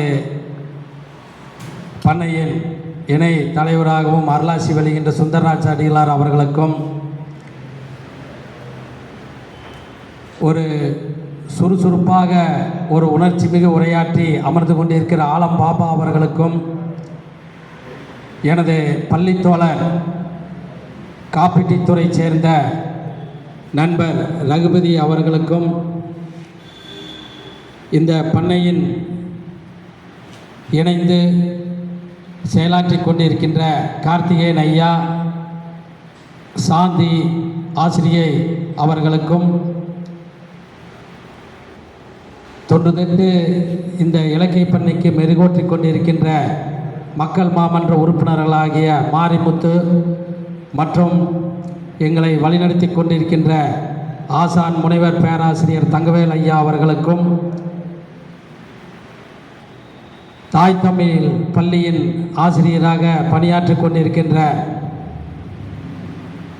எனது மூச்சு எனது தமிழ் என்று திருக்குறள் வணக்கம் சொல்லு சொந்தக்காரராகிய மாயாவி மனோகர் ஐயா அவர்களுக்கும், ஐயா கிரி அவர்களுக்கும், மதுராந்தகன் ஐயா அவர்களுக்கும், மேட்டுப்பாளையத்திலிருந்து வந்திருக்கின்ற எனது அருமை தமிழ் ஆர்வலரான ஓய்வு பெற்ற இராணுவ அதிகாரியாக இருக்கின்ற ரவிச்சந்திரன் ஐயா அவர்களுக்கும், அப்பாஸ் ஐயா அவர்களுக்கும், தமிழாசிரியர் தாய் தமிழ் பள்ளி ஆசிரியர் அவர்களுக்கும், இந்த அழைப்பை வாட்ஸ்அப் மூலமாக அனுப்பிய போது மருமனாக இங்கே அமர்ந்திருக்கின்ற நண்பர் அவர்களுக்கும், ஏனைய சான்றோர் பெருமக்கள் அனைவருக்கும் எனது இனிய காலை வணக்கத்தை சொல்வதில் மிக்க மன மகிழ்ச்சி அடைகிறேன். ஐயா நாராயணசாமி அவர்களுக்கும் ஒரு கூடுதல் நன்றியை இந்த நேரத்தில் தெரிவித்துக் கொள்கிறேன். வேர் போன்றவர்கள் பெண்கள் என்றார். இந்த தேசத்தின் ஆணிவேராக ஒரு வேர் இருக்கிறது என்றால் அந்த வேரினுடைய சிறப்பு என்ன தெரியுமா? ஒரு மரத்துக்கு மழை நீர் மேலே இருந்து வருகிறது. நாம் நீர் ஊற்றினாலும் பூமியிலே ஊற்றுகிறோம். மரத்தின் கிளைகளிலும் இலைகளிலும் மலர்களிலும் காய்களிலும் கனிகளிலும் அந்த பட்டு கீழே தான் அந்த நீர் செல்கிறது. அந்த நீரானது வேர் மூலம் உறிஞ்சப்பட்டுத்தான் கிளைகளுக்கும் மலர்களுக்கும் கனிகளுக்கும் ஒரு உயிராக பரவுகிறது. அத்தகைய வேர் போன்றவர்கள் நமது சான்றோர் பெருமக்கள், குரு என்று சொல்கிறோம், ஆசிரியர்கள் என்று சொல்கிறோம், பெற்றோர் பெருமக்கள் ஆகிய அவர்களையும் நாம் சொல்கிறோம். இந்த நேரத்தில் அவர்களுக்கு நாம் தான் நன்றி தெரிவிக்க வேண்டும். அந்த வேர் போன்றவர்கள் மாதா பிதா குரு தெய்வம் என்று சொல்கிறோமே, குருமார்கள் நமக்கு வேதமும் கல்வியும் அளித்தவர்கள் மட்டும் அல்ல, இந்த மண்ணின் மைந்தனாக இந்த வீர திருமனாக இருந்து இந்த நாட்டுக்கு உயிர்த்த தேச தியாகிகளும் வேறு போன்ற பெருமக்கள் தான் என்பதை இந்த நேரத்தில் உறுதிபட சொல்கிறேன். அந்த இனிய நேரத்திலே வேறு போன்றவர்கள் என்ற பல லட்சக்கணக்கான ஆயிரக்கணக்கான மக்கள் ஒரு மாமனிதனாக இந்த தேசத்துக்காக விடுதலைக்கு வித்திட்டவர்கள் உண்டு. அதிலே ஒரு குறிப்பாக இந்த நேரத்தில் பாரதியை பற்றி ஒரு சில விஷயங்களை இங்கே பகிர்ந்து எனது சிற்றுரையை முடிக்கிறேன். பாரதியாரை பற்றி கூட யாரும் பேசாத ஒரு நிகழ்வு இருக்காது என்பது உங்களுக்கு அனைவருக்குமே திண்ணம். அந்த அடிப்படையிலே பாரதியினுடைய கவிதைகள், பாரதியின் எழுதிய கவிதைகள், கட்டுரைகள், நாவல்கள் ஒரு எடுத்து நீங்கள் அறிந்திருப்பீர்கள். அவருடைய வரலாற்று பக்கத்தில் ஒரு பக்கத்தில் ஒரு சில வரிகளை மட்டும்தான் நாம் மணிக்கணக்காக எடுத்தாலும் சொல்ல முடியும். அவ்வளவு கொட்டி கிடக்கின்ற அவர்களுடைய வரலாறு உங்களுக்கெல்லாம் தெரியும். பாரதியாருடைய அப்பா செல்வம் மிகுந்தவர். அவருடைய வரலாறு படித்து பார்க்கும்போது தெரியல அவங்களுக்கு. அது தெரியாத சில கருத்துக்களை இந்த நேரத்தில் பகிர்கிறேன். அவர் பாரதியினுடைய அப்பா பார்த்தீங்கன்னா ஒரு மிகப்பெரிய தொழிலதிபராக இருந்தார். வெளிநாட்டிலிருந்து ஏதோ ஒரு இயந்திரங்கள் மூலமாக ஒரு பொருளை உற்பத்தி பண்ண, வெளிநாட்டிலிருந்து இறக்குமதி செய்ய ஒரு சில ஆர்டர்களை அனுபவித்திருந்தார். அப்போது இருக்கின்ற பிரிட்டிஷ் அரசாங்கத்தினுடைய கெடுபிடி காரணமாக வெளிநாட்டிலிருந்து உள்நாட்டுக்கு வருவதற்காக பல இன்னல்களை சந்திக்க வேண்டியது இருந்தது. அப்போதுதான் அவர் தனது தொழிலை துறக்க வேண்டிய மிகப்பெரிய நஷ்டத்துக்கு ஆளானார். அதனால தான் அதை தொடர்ந்து ஏழ்மைக்கு தள்ளப்பட்டார் பாரதியார். பாரதியார் 39 வயதிலே மறைந்தாலும் கூட அவர் இன்று 144வது பிறந்த நாள் போன 11ஆம் தேதி என்று நிகழ்வு திருப்பூரில் நடைபெற்றது. 144 ஆண்டு அவருடைய பிறந்த தினம் கொண்டாடப்பட்டது. பாரதியார் ஒரு தீர்க்கதரிசி மட்டுமில்லை, அவருடைய வரலாற்று பகுதியை நாம் புரட்டி பார்த்தால் பெண் விடுதலையை பற்றி உங்களுக்கு எல்லாம் தெரிந்திருக்கிறோம். முதலாக தன்னுடைய மகளை பள்ளியில் சேர்க்கிறார். அந்த பள்ளிக்கூடத்துக்கு போகிறாரு. எல்லாரும் ஆச்சரியப்படுறாங்க. எல்லா மாணவர்கள் இருக்காங்க குடிமி வச்சுட்டு, இவர் பிள்ளைய துணிந்து சேர்த்த போகிறார். அப்போல்லாம் பார்த்தீங்கன்னா பள்ளிக்கூடத்தில் யாருமே பெண் குழந்தைகளை சேர்த்தாத ஒரு காலகட்டம். துணிந்து, ஏமா நீ சந்தோஷம்தானே இருக்கிறீனோன்னு அந்த பொண்ணு இருக்கிறாங்கிறான். மாணவர்கள்லாம் அச்சத்தில் பார்க்குறாங்க. என்னுடைய மகள் உங்களுடன் சேர்ந்து படிக்க ஆரம்பிக்கிறாள் என்று துணிச்சலாக சொன்னவர், சேர்த்துனவர். அது மட்டும் இல்லை, தன்னுடைய மனைவியை, அப்போ யாருமே வீதியில் நடந்து போன நம்ம மனைவி பின்தொடர்ந்து தான் வருவார்கள். இவர் ஆணாகிய கணவன்மார்கள் முன்னே செல்வார்கள். ஆனால் தன் மனைவியை கைப்பிடிச்சு கூட்டிகிட்டு போய் நீ தைரியமாக வா அப்படின்னு கூட்டிகிட்டு போனவர். அவருடைய எழுத்துக்கள் உலக புகழ் பெற்று இன்று இருக்கின்றன. ஒரு கட்டத்தில் அவர் ஒரு ஆங்கில நாவல் ஒன்று எழுதியிருந்தார். அந்த எழுதுகிறப்போ அவருக்கு ஒரு திடீர்னு ஒரு 1000 பிரதி கேட்டு ஒரு ஆர்டர் வருது பாருங்கள், ஒரு ஆங்கில நாவலுக்கு. அப்புறம் ஒரு ஆர்வலர் துணையாளருக்கு சொல்கிறாரு, இந்த மாதிரி ஐயா உங்களுக்கு ஒரு 1000 பிரதி கேட்டு ஒரு ஆர்டர் வந்திருக்குதுங்க, தபால் வந்திருக்குது அப்படிங்கிறார். என்னென்னு படிங்கிறார். எதுக்கு கேட்டிருக்கேன்? ஆங்கில நாவலுக்கு. அப்படியா, இதை கொண்டான்னு சர்ன்னு கிழிச்சு போடுறாரு. ஏயா நான் எனக்கு நேரம் கிடைக்கிற போது, ஃப்ரீயாக இருக்கிற போது, ஓய்வு இருக்கிற போது நான் அந்த நாவல் எழுதினேன். எத்தனையோ தமிழில் எழுதியிருக்கிற, அது கிடைக்காத ஆர்டர், இந்த ஆர்டர் தேவையில்லை, எனக்கு வேண்டாம் அப்படின்னு கிழிச்சு போடுறாரு. எப்படிப்பட்ட தமிழ் ஆர்வம் பாருங்க அவருக்கு. அதே போல அந்த தமிழுக்கு மகுடமாக இருந்தார். அவருடைய வீட்டில் பார்த்தீங்கன்னா பலவையான வீட்டில் இப்போ அவர் போர்டிலேயே எழுதி போட்டிருக்கிறார், உலகத்திலேயே நமக்கு மிக அழகான பெண்கள் தமிழச்சிகள் என்று முதலாக சொன்னவர். அது மட்டும் இல்லை, அந்த அவருடைய வார்த்தைகள் புரட்சி, தேசியம், விடுதலை, பெண் உரிமை, பொது உரிமை, தமிழ்நாடு என்ற இந்த வார்த்தைக்கு சொந்தக்காரராக இருந்தார். முதலே எப்படி சிக்காகோ மாநகரிலே அவர் சுவாமி விவேகானந்தர் பெரிய மாநாட்டில் போது சகோதர சகோதரிகளே என்று உரைத்து இன்றளவும் புகழ்பெற்று பேசப்படுகிறோமோ, அதே போல பாரதி புரட்சி என்ற வார்த்தை தான் அனைத்து சமூக ஆர்வலர்களும் பின்பற்றுகிறார்கள் என்பதை நாம் மறந்துவிடக்கூடாது. அத்தகைய போது பார்த்த போது 39 வயதில் இவர் இறந்தது ஒரு துரதிருஷ்டவசமானது. இவர் ஒரு யானையினுடைய அடிபட்டு அதுக்கு முன்பாக காச நோயில் வயிற்றுப்போக்கில் மிகவும் கஷ்டப்பட்டார். அப்போ துணிச்சு அவருக்கு இருக்கிற, அவர் பாரதியினாலே பயங்கரமான துணிச்சல், ஒரு மீசையோடு முறுக்கோடு தான் இருப்பார். ஒரு கட்டத்திலே ஒரு வீட்டுக்கு வாடகை வீட்டில் தான் இருந்தார். இவருடைய பாட்டை பார்த்தீங்கன்னா இவருடைய துணிச்சலை பார்த்துட்டு, இவருடைய தமிழ் ஆர்வத்தை பார்த்துட்டு இவருக்கு மேற்படிப்பு, அதாவது திருநெல்வேலி எட்டயபுரம் மாவட்டத்திலிருந்து திரும்ப சென்னை படிக்க முடியாத சூழல் போது அவருடைய பாட்டி தன்னுடைய பூர்வீக வீட்டை 200 ரூபாய்க்கு அடமானம் வச்சு இந்த பாரதிக்கு படிப்போன்னு. அப்போவே பார்த்துக்குங்க எவ்வளவு சிறப்பாக இவர் இருந்திருக்காரு அப்படின்ட்டு. அப்போ ஒரு தடவை வாடகை வீட்டில் இருக்கிறப்போ இவர் வாடகைக்காரர் வராரு, வீட்டு உரிமையாளர் வராரு, உள்ள சல்லுன்னு வராரு. பாரதி உட்கார்ந்துருக்காரு, சல்லுன்னு எந்திரிக்கிறார். ஐயா என்னங்க அப்படின்னு அவர் சத்தம் போடலாம் திட்டலான்ட்டு வர்றாரு. இவர் எந்திரிச்சு நுண்ணனையுமே இவருடைய முகத்தை பார்த்துட்டு கொஞ்சம் கூணிக்கிறியே, ஐயா வாடகை அப்படிங்கிறாரு. அப்போ வாடகையா, எவ்வளவு தர வேண்டும், என்ன கேட்குறீர்கள்? அப்புறம் செல்லம்மா அப்படின்னு மனைவி கூப்பிட்றாரு. என்ன வாடகை கேட்டு வந்திருக்கிறார், என்ன என்று கேள் அப்படின்னு. ஐயா நீங்கள் சொல்லுங்க ஐயா. அப்புறம் 6 மாத வாடகை பாக்கி இருக்குதுன்னு சொல்கிறாரு. மனைவி பார்க்குறாரு செல்லம்மால, ஏம்மா செல்லம்மா 6 மாத வாடகை பாக்கி இருக்குதுன்னு சொல்கிறாரே அப்படியானார். அவர் பொய் சொல்லுகிறார் அப்படின்னு சொல்லி போட்டு 8 மாதம் வாடகை பாக்கி இருக்குது அப்படின்னு செல்லம்மா சொல்கிறார். அந்த மாதிரி அப்புறம் நினைக்கிறார், காளி கொடுப்பால் உன்னுடைய வாடகையை விரைவில் கொடுக்கிறேன் என்று ஒரு மிடுக்காக சொல்லி நகிறார். எதுக்கு சொல்கிறோம் அப்படின்னா அந்த சோகத்தை வாடகையே கொடுக்க முடியாது. ஆனாலும் தமிழ் மேலே ஆர்வத்தில் அந்த மிடுக்கில் வந்த ஆள், ஐயா உங்கள் சௌரியம் போல் கொடுங்க ஐயா அப்படின்ட்டு போயிடுறார். அந்த மாதிரி வறுமையில் இருந்தாலும் தன்னுடைய தமிழை தோளிலே ஏற்றிக்கொண்டு வசைப்பாடி இன்றும் நாம் நினைக்கும் அளவுக்கு இருக்கின்ற மனிதனை கடந்த 11ஆம் தேதி அவருடைய பிறந்த நாள் அன்று இன்று நினைவு கூறுதல் மிக்க மன மகிழ்ச்சி அடைகிறேன் என்று சொல்லி இங்கே வந்திருக்கின்ற அனைத்து நல்ல உள்ளங்களும் நீண்ட ஆயிலும் உயர் செல்வமும் மெஞ்ஞானமும் பெற்று என்றும் நலமுடன் வாழ்க வளமுடன் என்று சொல்லி இந்த உரைக்கு மீண்டும் எனது நன்றியை தெரிவித்துக் கொண்டு விடைபெறுகிறேன். நன்றி, வணக்கம், ஜெய்ஹிந்த். பாரத் ரேடர் சிங் முதலீட்டாளர் நகைச்சுவை விருந்து வழங்க வருக வருக என வரவேற்கிறேன். அனைவருக்கும் இனிய மதிய வணக்கம். கேட்குதுங்களா? ஆடியோவில் இருக்கா? இல்லை, மைக் இல்லாமே பேசிக்கலாம் போல இருக்கு. இல்லை, கேட்குதுங்களா? கிளியராக இருக்கா? ஓகே. அனைவருக்கும் இனிய மதிய வணக்கம்.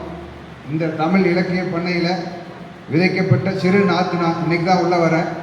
ஸோ பல சிறப்பான உரைகளுக்கு அப்புறம் ஒரு சின்ன சிரிப்புரை வழங்க வந்திருக்கேன். அதுக்கு முன்னாடி ஒரு 2 விஷயத்தை சொல்லிட்டு நம்ம சிரிப்புரைக்குள்ளே போகலாம் அப்படின்னு நான் நினைக்கிறேன். ஒன்று வந்து 85வது பிறந்தநாள் கொண்டாடிய டாக்டர் ஐயா அவர்களுக்கு வாழ்த்த வயதிலே வணங்குகிறேன். அடுத்தது உங்களுடைய 100வது பிறந்தநாள் விழா மாதத்துலேயும் நான் பேசணும் அப்படிங்கிறத ஒரு ஆசைப்படுற தமிழ் இலக்கிய பண்ணையில். 2வது, இவங்க டீச்சர் மேடம் வந்து அட்டண்டன்ஸ் எல்லாத்தையும் இது பண்ணாங்க, எல்லாத்தையும் கையெழுத்து வாங்கினாங்க. நான் இங்கே அப்சர்வ் பண்ணதை வச்சே சிலர் சொல்லலான்னு நினைக்கிறேன். யூஸ்வலாக ஸ்கூல்லேயும் டீச்சர் தான் அட்டண்டன்ஸ் எடுப்பாங்க, இங்கே இவங்க தான் அட்டண்டன்ஸ் எடுக்கிறாங்க. ஒரே ஒரு சின்ன மாற்றம் நம்ம பண்ணிக்கலாம். டீச்சர் நம்மக்கிட்ட வந்து அட்டண்டன்ஸ் வாங்குறது கரெக்டாக இருக்கா, நாமளே கையெழுத்து போட்டால் நல்லா இருக்குங்கிறது என்னுடைய ஒரு சின்ன ரிக்வெஸ்ட். அடுத்த தடவை நோட்டை வச்சுட்டா நம்ம கையெழுத்து இங்கே போட்டலாம். ஒன்று நான் பேசலான்னு ஆக்சுவலாக இன்னொன்று வந்து பார்த்திங்கன்னா, ஒரு நகைச்சுவை கடல் அவர் வரல, அதுக்கு சப்ஸ்டியூட்டாக சிறு இது நான் வந்திருக்கேன். அவர் இல்லாத ஒரு குறைய ஒரு சப்ஸ்டியூட் டீச்சர் மாதிரி. கிளாஸ் டீச்சர் வந்து அவங்க எடுக்கிறது வேறு மாதிரி இருக்கும், அவங்க லெவல். சப்ஸ்டியூட்டாக பேசுகிறவங்களுடைய லெவல் கொஞ்சம் கம்மியாக தான் இருக்கும். இருந்தாலும் உங்களுக்கு ஒரு சின்ன அஷ்யூரன்ஸ் கொடுத்துட்டு பேச விரும்புகிறேன். நான் ரொம்ப நேரம் எடுத்து போர் அடிக்க மாட்டேன் அப்படிங்கிறத. ஏன்னா இதே மாதிரி ஒரு பெரிய சின்ன ஹால், மீடியம், ஒரு பெரிய ஹாலில் ஃபுல் ஆஃப் ஆடியன்ஸ், நிறைய கூட்டம் இருக்கும்போது ஒரு பேச்சாளரை கூப்பிட்ருக்காங்க. அவர் இருந்த க்ரௌடை பார்த்துட்டு ரொம்ப ஆர்வத்தில் கண்டினியூஸாக மணிக்கணக்காக பேசிட்டார். தொடர்ந்து ரொம்ப நேரம் பேசணுன்னா ஒருத்தர் ஸ்டேஜுக்கே வந்து நின்றுட்டாராம்மா. அவருக்கு ஒரு மாதிரி பேசிகிட்டு இருந்தவருக்கு கொஞ்சம் இரிட்டேட் ஆகிடுச்சு, கொஞ்சம் ஒரு மாதிரி சங்கடம். ஏங்க வந்து நின்றுட்டீங்கன்னு கேட்டிருக்காரு. இல்லை பரவாயில்ல, நான் நிற்கிறேன், நீ எப்படியே பேச அப்படின்னாராம்மா. இல்லை பரவாயில்ல, நீங்கள் போய் உட்காருங்க, நான் பேசுகிறேன் அப்படின்ட்டு இருக்காரு. அதுக்கு வந்தவர் சொல்லியிருக்காரு, இல்லை வந்த இவர் சொன்னாராம், நீங்கள் கொஞ்சம் உட்காந்துட்டா தான் பரவாயில்ல, எனக்கு ஒரு மாதிரியாக இருக்குன்னு. இல்லை நான் இப்படி தான் நிற்பேன், நீ பேசுனாரேன். 4-5 தடவை பேசினப்புறம் சொன்னாராம், சரி பரவாயில்ல நான் போய் உட்கார்றேன், ஆனால் நீ பேசி முடிச்சுட்டு என்கிட்ட மைக்கை கொடுக்கணும், நான் பேசி முடிக்க வரைக்கும் நீ உட்காந்து கேட்கணும் அப்படின்னு சொன்னாராம்மா. அப்போ தான் அந்த பேச்சாளருக்கு இது பண்ணியிருக்க, நம்ம ரொம்ப நேரம் மணிக்கணக்காக பேசிட்டோமோன்ட்டு அப்போ சொன்னாராம்மா, நீங்கள் சொல்கிறதெல்லாம் கரெக்டு, இவ்வளோ பெரிய ஆடிட்டோரியத்தில் ஒரு வால் கிளாக் ஏதாவது வச்சுருந்தீங்கன்னா நான் கொஞ்சம் டைம் பார்த்து பேசி முடிச்சிருப்பேன், கிளாக் இல்லாதனால தான் அப்படின்னு. அதுக்கு வந்து நின்னவர் சொல்லியிருக்காரு, நீ சொல்கிறது கரெக்ட் தான், தப்பு தான், வால் கிளாக் வைக்கல, அது எங்கள் தப்பு தான், ஆனால் கேலண்டர் மாட்டியிருக்கும்ல அப்படின்னு சொன்னார். அதே மாதிரி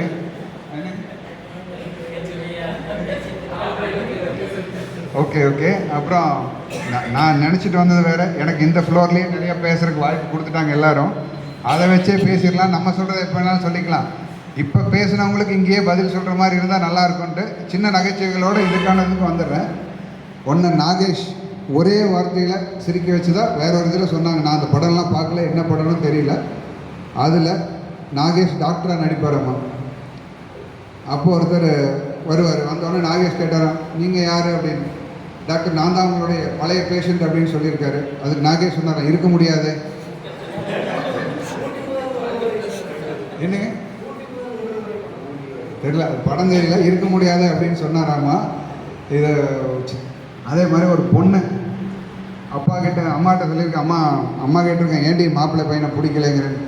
இல்லைம்மா சிரிச்சான்னா பார்க்குறக்கு பல்லு ரொம்ப அசிங்கமாக இருக்குது அப்படின்னு அந்த பொண்ணு சொல்லியிருக்கு. அப்போ அம்மா சொன்னாங்களாம், சரி விட்றி, கல்யாணத்துக்கு அப்புறம் சிரிக்கவோ போகிறான் கல்யாணம் அப்படின்ட்டு. அதே மாதிரி இன்னொரு இது வந்து ஒரு சொற்பொழிவாளர் இல்லை உபன்யாசர், அந்த கொஞ்சம் முன்னாடி, ரொம்ப வருஷத்துக்கு முன்னாடி குதிரை வண்டியில் பிரசங்கம் பண்ணுற, பிரசங்கம்னா சொற்பொழி ஆட்டுறதுக்கு வேறு ஊருக்கு குதிரை வண்டியில் போயிருக்கார், பக்கத்து கிராமத்துக்கு. அங்கே போய் இறங்கினோன்னா அந்த ஆலமரத்தடியில் திண்ணையில் போய் உட்காந்துருக்காரு. யாருமே வரல. அந்த குதிரை வண்டியை ஓட்டிகிட்டு வந்தவர் குதிரையை கொண்டு போய் கட்டிட்டு வந்து தலையிலேருந்து தூண்டாவதுக்கு வந்து கீழே உட்காந்துட்டார் அவருக்கு எதிர்த்த மாதிரி. ஆனால் அந்த பேச போன பேச்சாளருக்கு பேசலாமா வேண்டாமான்னு ஒரு குழப்பம். யாருமே இல்லை, ஒருத்தர் தான் இருக்கார். அப்போ அவர்கிட்டயே கேட்டார், யாருமே வரலப்பா, நீ ஒருத்தன் தான் இருக்க, நான் பேசவா வேண்டாமா அப்படின்னு. அதுக்கு அந்த குதிரைக்காரர் சொல்லியிருக்காரு, ஐயா அதெல்லாம் எனக்கு தெரியல, ஒரு 30 குதிரை இருக்குன்னு நாங்கள் புல்லு கொண்டு போகிறோம், ஒரே ஒரு குதிரை தான் இருந்தால் அதுக்கு புல்லு வைக்காமல் வர மாட்டோம், வச்சுட்டு தான் வருவோம் அப்படின்ட்டுருக்காரு. ஓ, இவர் பேசுகிறதுன்னு நான் எதிர்பார்க்குறாரு போல இருக்குன்னு அவருக்கு தெரிஞ்ச எல்லாமே ஒரு 3 மணி நேரம் எவ்வளோ பேச முடியுமோ பேசிட்டு எல்லாம் முடிச்சுட்டு கடைசியாக கேட்டாரான், எப்படி இருந்ததுப்பா என் பேச்சு அப்படின்னு. அந்த ஆள் சொன்னார், அவர் சொன்னார், அதெல்லாம் எனக்கு ஒன்றும் புரியலைங்க, எங்கள் பாஷையிலேயே சொல்கிறேன், நாங்கள் 30 குதிரைக்கு புல் கொண்டு போகிறோம், ஒரே ஒரு குதிரை தான் இருந்துச்சுன்னா அதுக்கு அளவாக தான் வைப்போமே ஒழிய 30க்கும் வைக்கிறது ஒன்றுக்கே வச்சு கொள்ள மாட்டோம் அப்படின்னு சொன்னாராமாங்க.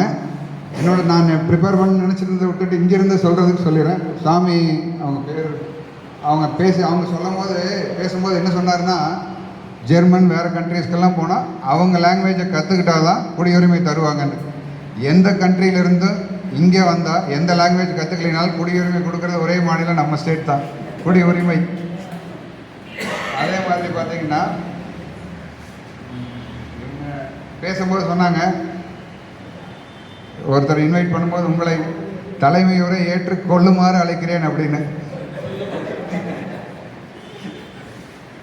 அப்புறம் இன்னொரு இது வந்து வாலிக்கும் எம்ஜிஆருக்கும் ஒரு சின்ன மிஸ் அண்டர்ஸ்டாண்டிங் வந்திருக்கு, கருத்து வேறுபாடு.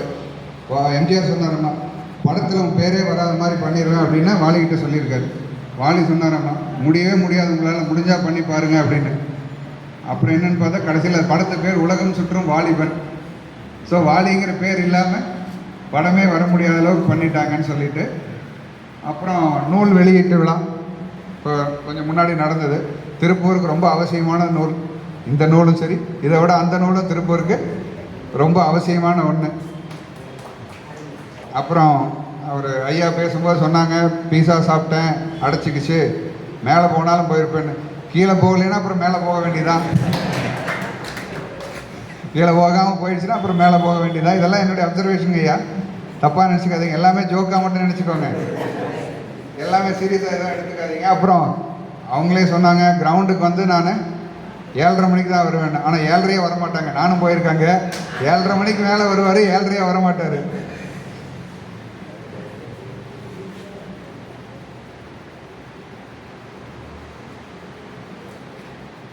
அப்புறம் இன்னொரு இது என்ன சொன்னாங்கன்னா, ஆக்சுவலாக பக்திக்கும் வழிபாடுக்கும் டிஃப்ரென்ஸ் எல்லாம் வித்தியாசமெல்லாம் சொன்னாங்க.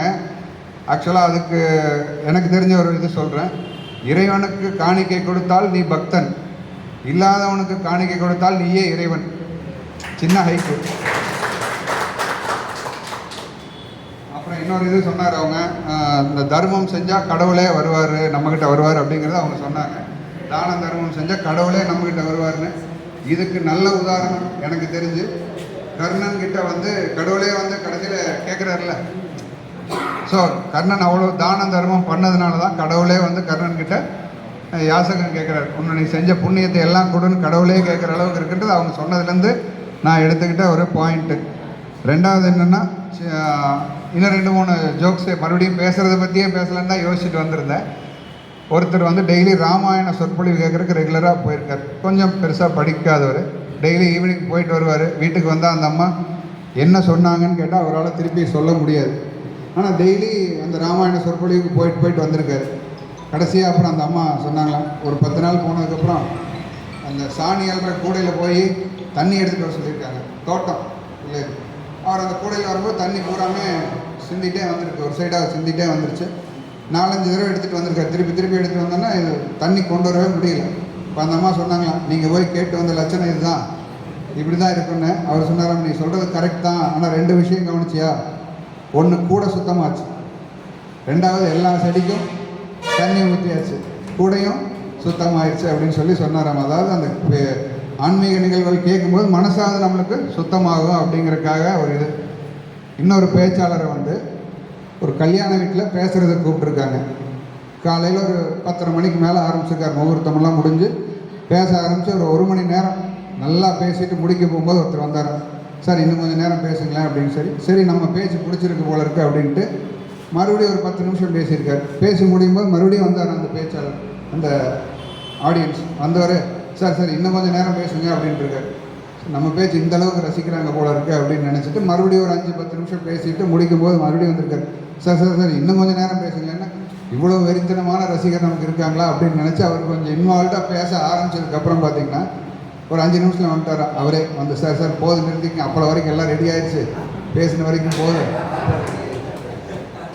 அப்படின்னு. அப்புறம் ஒரு பேச்சாளர் வந்து 2-3 மாதமாக யாருமே அவர் ப்ரோக்ராமே இல்லை, புக் பண்ணவே இல்லை அப்படின்ட்டு ஒரு நாள் நைட்டு மிட்-நைட் சம்சாரத்தை எழுப்பி 2-3 மாதமாக எந்த ப்ரோக்ராம் இல்லை, இந்த ஒரு 1000 ரூபா நான் பேசுகிற ஒரு 1/2 மணி நேரம் கேளு அப்படின்ட்டு இருக்காரு. அந்தம்மா இந்தாங்க 2000 ரூபா, வாயை மூடிட்டு கொஞ்சம் படுங்க அப்படின்னு சொல்லியிருக்காங்க. அப்புறம் ஒரு பேச்சாளர் வெளியூர் கிளம்பிட்டு இருந்திருக்காரு. ஒய்ஃபு கேட்டாங்க, என்னங்க எங்கே கிளம்பிட்டீங்க அப்படின்னு. இல்லை திருப்பூருக்கு போகிறேன். எதுக்கு? இல்லை பேச கூப்பிட்ருக்காங்கம்மா அப்படின்னாராம். உங்களுக்கு என்ன தெரியும்னு உங்களை பேச கூப்பிட்டாங்க? இல்லை எனக்கு ஏதோ தெரியும் தானே பேச கூப்பிட்ருக்காங்க போகிறேன்னு அப்படின்னு சொல்லியிருக்காரு. அப்போ அந்த அம்மா சொன்னாங்க, உங்களுக்கு தான் ஒன்றும் தெரியாதுன்னு நினச்சா உங்களை கூப்பிட்டவங்களுமே ஒன்றும் பேச தெரியாது போல இருக்குது, அதனால தான் அப்படின்னு சொல்லிட்டு. ரெண்டாவது ஒரு ஃப்ரெண்டுக்கிட்ட ஒருத்தர் பையன் சொல்லியிருக்கான், காலேஜ் ஸ்டூடெண்ட், இந்த லீவுக்கு வந்து ஒரு 10 ஆளை ஊருக்கு கூட்டிகிட்டு போகணுண்டா அப்படின்னு. எதுக்குடான்னா, இல்லைடா அறுவடைக்கு வந்து அப்பா ஆள் கூட்டிகிட்டு வர சொல்லியிருக்காரு அப்படின்னு.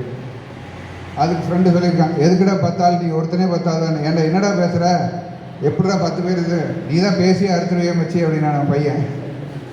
அப்புறம் நான் இந்த வேதாத்ரி மகரிஷி இருக்கு இல்லைங்களா, வாழ்க வளமுடன், இந்த பேசிக் கோர்ஸ் அதுக்கு போயிருந்தேன். அங்கே ஆக்சுவலாக ஒரு ஸ்கூல் மாஸ்டர் தான், ரிட்டையர் ஆனவர், தலைமை ஆசிரியர் நினைக்கிறேன், தமிழ் ஆசிரியரோ தமிழ் ரிட்டையர், அவர் தான் எங்களுக்கு கிளாஸ் எடுத்துகிட்டு இருந்தார். அப்போ சொன்னார், ஒரு 35 வருஷத்துக்கு முன்னாடி சிடிசி கிட்ட எல்லாம் பூராமே காலி இடமா இருக்கும், அங்கே ஃபுல்லாக புல் முளைச்சி தான் கிடக்கும், பில்டிங் எல்லாமே இருக்காது. 30-40 வருஷத்துக்கு முன்னாடி நானே போய் அங்கே புல் அறுத்துருக்கேன், ஒரு நாளைக்கு 8 ரூபா கூலி தான் கிடைக்கும் அப்படின்னு சொன்னார். நான் கேட்டேன், ஏங்க ஐயா அங்கேயும் போய் அறுத்துட்டு தான் இருந்தீங்களா அப்படி, அவரும் சேர்ந்து சிரிச்சிட்டாரு. அப்புறம் ஒரு கிளாஸில் வந்து டீச்சர் பாடம் எடுத்துகிட்டு இருந்திருக்காங்க. வினை விதைத்தவன் வினை அறுப்பான், திணை விதைத்தவன் திணை அறுப்பான். ஒரு பையன் எழுந்திரிச்சு சொல்லியிருக்கேன், நாங்கள் தான் எதையுமே கிடைக்கலையே, எங்களையும் போட்டு இப்படி அறுக்குறீங்க அப்படின்னு சொல்லியிருக்கான். அதே மாதிரி ஒரு ஸ்பீக்கர் ஒரு இதில் பேசியிருக்கார், அரசன் அன்று கொள்வான் தெய்வம் நின்று கொள்ளும். கூட்டத்திலிருந்து ஒரு தெரிஞ்சு, நீ இப்படி பேசியே எங்களை கொள்றியே அப்படின்னு சொல்லியிருக்காரு. நான் 2-3 ஹைக்கூஸ் சொல்லிவிட்டு முடிச்சிருக்கேன். எனக்கு கவிதைகள்னு வந்ததுனால 2-3 சின்ன சின்ன ஹைக்கூஸ் சொல்ல விரும்புகிறேன், ஷார்ட்டாக முடிச்சிடுறேன். ஒன்று வந்து ஆக்சுவலாக பார்த்தீங்கன்னா, விதைத்து கொண்டே இரு, முளைத்தால் மரம், மக்கினால் உரம். ரெண்டாவது, ஓடுகின்ற மணல் லாரியிலிருந்து சிந்தியது நதியின் கண்ணீர். மூணாவது என்னென்னா, கடைசியாக அது எனக்கு, என்னை தவிர என்ன கிடைத்தாய் ஆண்டு முழுவதும். கேட்டது தினசரி கேலண்டர். அனைவருக்கும் நன்றி, வணக்கம். முடிக்கிறதுக்கு முன்னாடி எல்லாருக்குமே advance new year and Tamil Pongal வாழ்த்துக்கள் எல்லாருக்குமே. தேங்க்யூ.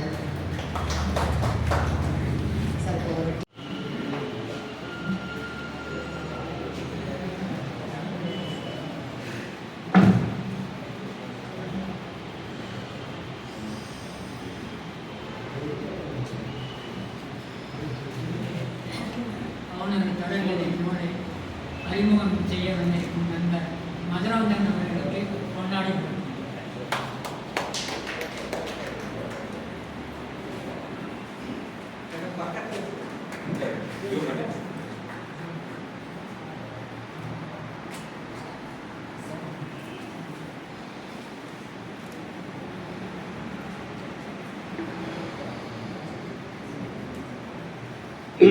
அவையில் அமர்ந்திருக்கும் ஆங்கோர் பெருமக்களுக்கு என்னுடைய பணிவான வணக்கங்கள்.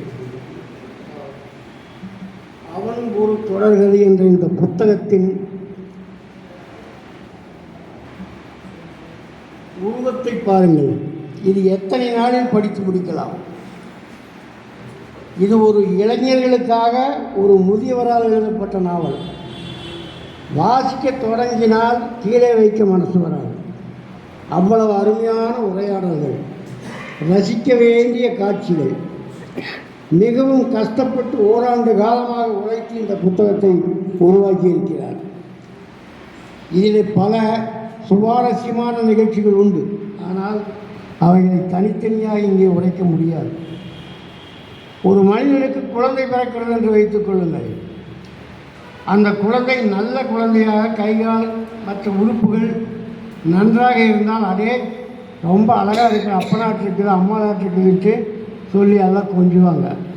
ஆனால் அதே ஒரு கண் இல்லாமல் காது கேட்காம முடமாக பிறந்தா இந்த கடவுளுக்கு ஏன் தான் இப்படி புத்தி போச்சு இப்படி கொடுத்துருக்கிறானேன்னு படைத்தவனை குறை சொல்வார்கள். அப்படி இந்த நாவலை படித்து பாருங்கள். இதிலே குறைபாடுகள் இருந்தால் நீக்கிவிடுங்கள். அதை பாராட்ட வேண்டிய அம்சங்கள் இருந்தால் பாராட்டுங்கள். மிகவும் கஷ்டப்பட்டு உழைத்து இந்த நாவலை உருவாக்கி இருக்கிறார். ஒரு செல்லிலேயே இந்த கதையை எழுதியிருக்கிறார் அவர். 600 பக்கங்கள். பிரம்மாண்டமான தயாரிப்பு என்று சொல்லக்கூடிய அளவிலே இந்த நாவல் இருக்கிறது. இதிலே பகுதி பகுதியாக பிரித்து பேசலாம். ஆனால் 10 நாட்களாக பரீட்சைக்கு படிப்பது போல் படித்து முடித்து கடைசியில் பேச வரும்போது என்னிடத்தில் மருத்துவர் உடனே முடித்து விடுங்கள் குறைந்த நேரத்தில் சொல்லிவிட்டார்கள். ஆகவே இது ஒரு நல்ல நாவல். சிரமப்பட்டு அவருடைய இளமை காலத்திலே நடந்த நிகழ்வுகளை கொஞ்சம் கற்பனையோடு, அதாவது வாசகர்களுக்கு படைக்க வேண்டும் என்பதற்காக அவர் படைத்த பாயாசத்தில் சீனியை அளவாக போடுவதற்கு பதிலாக அள்ளி போட்டுவிட்டார். அவருடைய கற்பனையிலே உருவான இந்த சிலை கற்சிலையா பொற்சிலையா என்பதை வாசகர்கள் முடிவு செய்ய வேண்டும். ஆகவே இதுபோன்ற எழுத்தாளர்களுக்கு வாய்ப்பும் ஆதரவும் கொடுத்தால் மேலும் சில நல்ல நாவல்களை அவர் உருவாக்குவார் என்று சொல்லி முடித்துக் கொள்கிறேன்.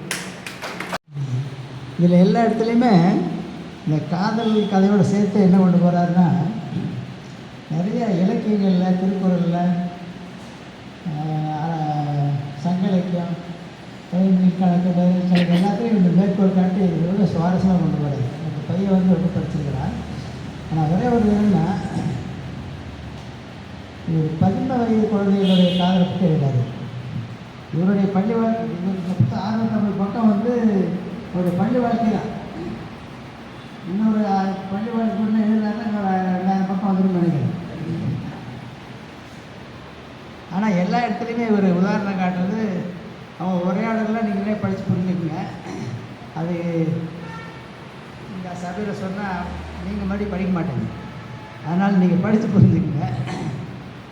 ஒன்றே நான் பார்த்ததெல்லாம் இன்னும் ஒரு இளைஞராக அழகை ரசிக்கக்கூடியவராக காதலையும் அன்பையும் அரவணைப்பையும் இந்த கிராம வாழ்க்கையை வந்து ரொம்ப அருமையாக எழுதியிருக்கார். இந்த மாதிரி கிராமத்தில் வந்து எப்படி பெண்களானும் ஒன்றிணைந்து வாழ்கிறாங்கன்றதை ரொம்ப அருமையாக எழுதியிருக்கார். ரொம்ப சிறப்பாக இருக்கார் வாழ்க்கை முறை.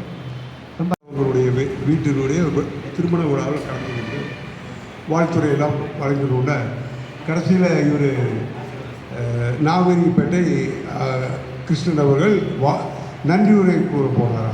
நன்றி உரை போகும்போது சொல்கிறாரா, எனக்கு வந்து பேசி பழக்கம் இல்லை, வாசித்து தான் பழக்கம் அப்படின்னு சொல்லி பாக்கெட்டில் ஒரு காயத்தை எடுத்து நன்றி உரையை படிச்சுட்டாங்க.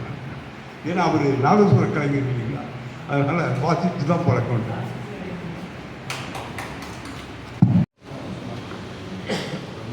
அனைவருக்கும் வணக்கம். இன்றைய எனது அவனரு தொடர்கதை நூல் வெளியீட்டு விழாவுக்கு வந்து சிறப்பித்துக் கொண்டிருக்கும் உங்கள் அனைவருக்கும் முதற்கண் நன்றி கலந்த வணக்கத்தை தெரிவித்துக் கொள்கிறேன். என் வாழ்க்கையிலே முதல் ஒரு நாவல், ஏராளமான பல்லாயிரக்கணக்கான கவிதைகள் எழுதியிருக்கின்றேன். பல கவிதை நூல்களை வெளியிட்டிருக்கின்றேன். திருப்பூர் சம்பந்தமான வரலாற்று ஆய்வுகள் பல வெளியிட்டிருக்கின்றேன். ஆனால் ஒரு நாவலை என்னுடைய வாழ்க்கையில் இன்றுதான் முதலாக எழுதி வெளியிட்டிருக்கின்றேன். இது முதல் பாகம். இன்னொரு பாகம் இதே அளவில் இருக்கின்றது. வெகு நாட்களாக இந்த நாவலினுடைய கரு என்னுடைய உள்ளத்திலே குடிகொண்டிருந்தது மனசில். இது எழுத வேண்டும் என்று. ஆனால் எனக்கு கதை எழுத தெரியாது என்கின்ற அளவில் இத்தனை காலத்தை போக்கிவிட்டேன். ஒரு சில எழுத்தாளர்களை, பிரபல எழுத்தாளர் நம்ம திருப்பூரில் எடுத்துட்டா சுப்பிரபாண்டியன் மணியன், அவர்கிட்ட இந்த நாவலினுடைய தீமை சொன்னேன், இது இருக்குங்க எழுதுங்கன்னு. அவர் என்னுடையதே எழுதுறது நிறையா இருக்கிறது, உங்களது எழுதுறது. இன்னொருத்தர் காதல்னு ஒரு நண்பர், அவர் கதாசிரியர், அவர்கிட்டையும் சொன்னேன் நீங்கள் எழுதுங்கன்னு. அவர் அதே தான் சொன்னார். அப்புறம் தான் எனக்கு சரி இதை நாம தான் எழுதணும் வேணும் அப்படின்னு. ஆனால் எனக்கு எழுதவே தெரியாது. கவிதைன்னா 1 மணி நேரத்தில் ஒரு அரை மணி நேரத்தில் எழுதிடுவேன். ஆனால் இந்த கதை எழுதுறதுங்கிறது ரொம்ப பெருசு, ரொம்ப கஷ்டம் அப்படின்னே நான் நினச்சிட்டு இருந்தேன். இத்தனை காலமாக இவ்வளோ வேஸ்ட் பண்ணிட்டேங்கிறதும் தெரியுது எழுதி முடிச்சுங்காட்டி.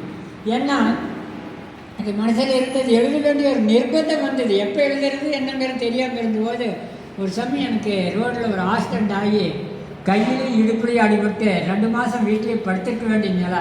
அந்த நேரத்தில் நான் முகநூலில் 10-11 வருஷம் முகநூலில் நான் எழுதிட்டு வர்றேன். அதில் ஒரு குரூப்பு, நிறைய குரூப்பில் இருக்குது. வாங்க பேசலாம்னு ஒரு குரூப்பு, ஒரு பண்பட்ட குரூப்பு. அது நிறைய பெண்கள் எல்லாம், வயதான பெண்கள்லாம் இருக்கிறாங்க. அவங்களுடைய மனதில் இருக்கிறவங்களையும் எழுதிட்டு வந்துட்டு இருந்தாங்க. நான் அப்படியே கடந்து போயிட்டு இருந்தேன். அப்படி படிச்சுட்டு இருக்கிற காலத்தில் தான் பார்த்தேன், அதில் ஒரு தலைப்பு, தினம் ஒரு தலைப்பு தருவாங்க, அதை பற்றி எழுதுவாங்க. மலைக்கோயில் நினைவுகள் அப்படின்ட்டு ஒரு தலைப்பு கொடுத்துருந்தாங்க. என்னுடைய கதையை அந்த மலைக்கோவிலில் தான் ஆரம்பிக்குது, கைத்தமலையில் ஆரம்பிக்குது. அது இருந்ததுனால சரி நம்ம இதெல்லாம் எழுதலாம் அப்படின்னு அது எழுத ஆரம்பித்தது தான். ஒரு 2 மாதத்தில் இந்த 600 பக்கத்தை எழுதி முடிச்சிட்டேன். அந்த போனிலேயே நான் படிச்சுட்டே நான் எழுதி முடிச்சிட்டேன். அதாவது இது முதல் பாகம், இதை அப்படி எழுதலை, 2வது பாகத்தில் அப்படி எழுதினேன். அதே சமயத்தில் இந்த 2வது பாகம் கொஞ்சம் எனக்கே அது பிடிக்காமல் இருந்தது. அதனால் இதுக்கு முதல் பாகத்தை எழுதுவோம் அப்படின்னு பள்ளி வாழ்க்கையினுடைய நடந்த நிகழ்ச்சி, நந்தப்பா பள்ளியில் படித்ததுலேருந்து கிராமத்துக்கு போய் வந்தது, அந்த பள்ளி முடிகிற வரைக்குமான ஒரு வாழ்க்கையை இந்த இதிலெல்லாம் அடக்கியிருக்கிறேன். இந்த நகரம், அதாவது திருப்பூர் நகரத்தையும் எழுதணும் அப்படிங்கிறதுக்காக நஞ்சப்பா பள்ளி டவுனால் அந்த காலத்திலெல்லாம் சர்வோதய சங்கத்தில் காந்தி ஜெயந்திக்கு 2 வார விழா நடக்கும். 15 நாளைக்கு கண்காட்சியும் கதை பொருட்காட்சியும் கருத்தரங்கு நடக்கும். அதில் கவிதை போட்டி, அந்த கவிதை போட்டி பள்ளிகள் சார்பில் எங்கள் பள்ளி சார்பில் நான் முதல் பரிசு வாங்கினேன். அந்த மாதிரி அந்த நிகழ்ச்சிகள் இது எழுதியிருக்கிறேன். ஒரு மாணவனும் மாணவியும் அந்த கதை நாயகன் நாயகர் அவங்க அது காதலுக்காக மட்டுமில்லை, அந்த பள்ளிக்கு தான் படித்த பள்ளிக்கு பெருமிதி அடித்தர்றாங்க. ஒரு குமரன் சிலையை திறப்பதாக நடந்த சமயங்களில் வந்து மத்திய அமைச்சர்கள் இந்த வழியில் போகும்போது இங்கே வந்து மரியாதை செலுத்திட்டு போவாங்க. அந்த நிகழ்ச்சியில் கவிதை, அந்த குமரனுடைய வாழ்க்கை வரலாறு கவிதை படித்ததுக்கு நான் வந்து அந்த கதாநாயகன் வந்து தமிழ் கவிதையும் அந்த கதாநாயகி ஆங்கில மொழிபெயர்ப்பும் படித்து அந்த அமைச்சர் கண்ணீர் விட்டார்னு அந்த நிகழ்ச்சி பற்றிய செய்திகளை பத்திரிக்கை தமிழ் நாடு முழுக்க வந்தது. அந்த வகையில் அந்த பள்ளிக்கு அவங்க 2 பேரும் பெருமிதம் எடுத்து தந்திருக்கிறாங்க. அந்த வகையில் தான் படித்த பள்ளிக்கும் தான் பிறந்த ஊருக்குமாக பெருமிதம் எடுத்தரக்கூடிய கதாநாயகன் நாயகி அவங்க கிராமத்துக்கு போகிறாங்க. அங்கே கிராமத்தில் நடக்கக்கூடிய அந்த வாழ்க்கை, அந்த கிராமத்து மக்கள் அங்கே வந்து அந்த கிராமத்தில் வந்து பனைமரம் மேலே அந்த சாணாறு, அந்த தெருவில் இருக்கிறவங்க, அந்த நாவிதர் குடும்பம், அந்த மணிகாரர் பண்ணை வீடு, இந்த மாதிரியான நிகழ்ச்சிகளை இந்த கதையை கொண்டு வந்திருக்கிறேன். அவர்களுடைய பாவை விளக்கு எப்படி 4-5 கதாநாயகர்கள், அதே போல் இந்த கதையில் 4-5 கதாநாயகர்கள் வர்றாங்க. அவங்க யாரை கைப்பிடிக்கிறாங்கிறது கதையினுடைய முடிவு. இந்த மாதிரி இந்த கதை இதுக்கு 2வது பாகம் ஒன்று இருக்குது, அதில் தயாராகிட்டுருக்கு. இது எப்படி பிரிண்ட் அடிக்கிறதுன்னு தெரியாமல் இந்த கையிலேயே எழுதினேன். அதை டைப் அடிக்க முடியாது, பிரிண்ட் அடிக்க முடியாதுங்கிறாங்க. என்னுடைய நண்பர் தான் மணிகண்டன், அவர் தேடி பிடிச்சி அந்த மகன் தேடி பிடிச்சி அறிமுகப்படுத்தினார். அவர் வீட்டுக்கு வந்து இதெல்லாம் தொகுத்து அவர் கொண்டு போய் அதை அவர் 6-7 மாதமாச்சு. அவர்னாலே அது என்னென்னா அவருடைய வேலைக்கு இடையில் அது முடியாமல் இருந்து அந்த அவருடைய வழிகாட்டலில் நான் முகநூலில் விளம்பரம் கொடுத்தேன். இந்த ஃபோனில் இருக்கிற பிடிஎஃப்பாக இருக்குது, இது வேர்டு ஃபைலில் இருந்து அச்சு கொண்டு போக முடியுமானா நிறைய பேர் அந்த வழி காட்டினாங்க. அந்த வகையில் ஒரு பிரபலமான எழுத்தாளர் அம்மா, அதாவது இந்த நீர்வளத்துறையில் இருக்காங்க, நிறைய நூல்கள் எழுதியிருக்காங்க. அவங்க எனக்கு வந்து இந்த மாதிரி செய்யுங்க அப்படின்னாங்க. அது அவங்க சொன்ன முறை எனக்கு புரியல. எங்கள் மகனோடு பேச வச்சு அவங்கள வந்து சென்னையில் டைப் அடிக்கிறவங்க அந்த பிரிண்டரோட பேச வச்சு அதன் மூலம் இந்த நூல் உருவாகிருக்குது. அதனால் இது யாரும் டைப் அடிக்கலை. நான் இதே என்னுடைய போனிலேயே விரலையே சிலேட்டு எழுதுகிற மாதிரி இந்த 600 பக்கம் எழுதினேன். அது இன்றைக்கி டைப் ஆகி இன்றைக்கி நூலாக வந்திருக்குது. இந்த அளவுக்கு உழைப்பு, அதான் என்னுடைய உத்வேகம். நானும் ஒரு கதாசிரியன் ஆகணும் அப்படிங்கிறத அந்த உத்வேகம் மனசில் இருந்தது. எழுத ஆரம்பித்தேன். ஆனால் எழுத ஆரம்பித்தது எனக்கு எழுதுறதுக்கு வரும் அப்படிங்கிறது தெரிஞ்சிச்சு. சொல்லுவாங்களா, நண்பர் சொன்னார், எழுத்தை உங்களுக்கு கொண்டு போகணும், எம்ஏங்கிற எழுத்தார் சொன்னார். அவரை படித்து சொன்னார், நாம் எழுதிட்டு இருந்தோம்னா நம்ம எழுதி அது எடுத்துட்டு போகுங்கிறத அது மிக மிக உண்மை. நான் ஒரு அத்தியாயத்தை நான் நினச்சி எழுதுன்னா அந்த அத்தியாயத்தில் என்ன எழுதுவேங்கிறது எனக்கே தெரியாது.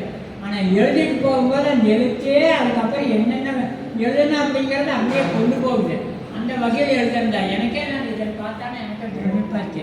இத்தனை நான் எழுதுறேன்னானுங்க. ஆனால் அது நான் எழுதலை, என்னுடைய ஏதோ ஒரு சக்தி வந்து எழுதுங்கிறது தான். இந்த என்னுடைய குருநாதர் கவிஞர் கண்ணதாசன், நான் கும்பிட்ற அந்த கலையரசி, கலைமகள், இவங்க 2 பேரும் தான் என்னை எழுதி செய்கிறாங்க. ஒவ்வொரு கவிதையும் நான் படிச்சுட்டு எழுதிட்டு நான் படித்தேன்னா இந்த கவிதை நான் எழுதுனாங்கிறது எனக்கே சந்தேகம். அந்த அளவுக்கு எனக்கு திறமை இல்லைங்கிறது எனக்கே இருக்குது. ஆனால் நான் எழுதியிருக்கிறேன். அந்த மாதிரி இந்த கதையும் அப்படி தான். நான் எழுத நினச்சா அதிசயமாக இருக்கேன். ஆனால் ஏதோ ஒரு சக்தி உள்ள வந்து எழுது. காரணம் எங்கள் அம்மாவுடைய குடும்பம். எங்கள் அம்மாவுடைய குடும்பம் ஒரு கலைஞர் குடும்பம், கிராமத்தில் எழுதியிருக்கிறேன். எங்கள் தாத்தா வந்து அங்கே நாடகம், அந்த பாலும் கிராமத்தில் அந்த நாடகம் போட அந்த காலத்தில் 6 வருஷத்துக்கு முன்னாடி அந்த மணியாரோட தம்பி கலை ஆர்வலர் அவர். அதில் வந்து எங்கள் தாய் மாமா, பெரிய மாமா வந்து பாவலர் கிராமம் வச்சுருப்பார், ஸ்ரீபாட்டு.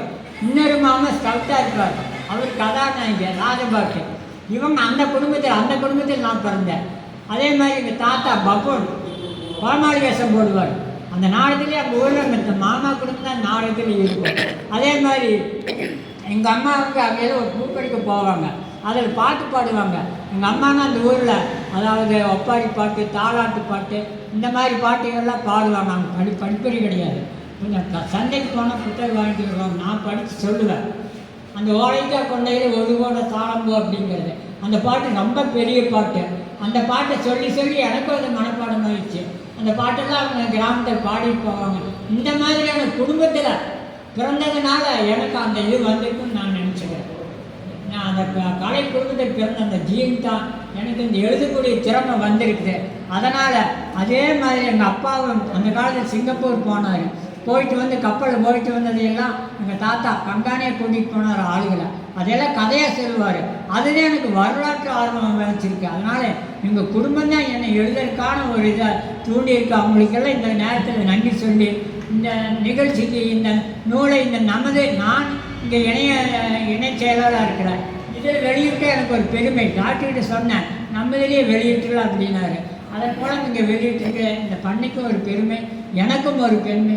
வந்து நீங்களாம் பெருமைப்படுத்திருக்கிறீங்க. அந்த வகையில் உங்களுக்கெல்லாம் நன்றி கூறி இந்த வாய்ப்புக்கு கொடுத்ததுக்கு நன்றி கூறி விடைபெறுகிறேன். நன்றி, வணக்கம்.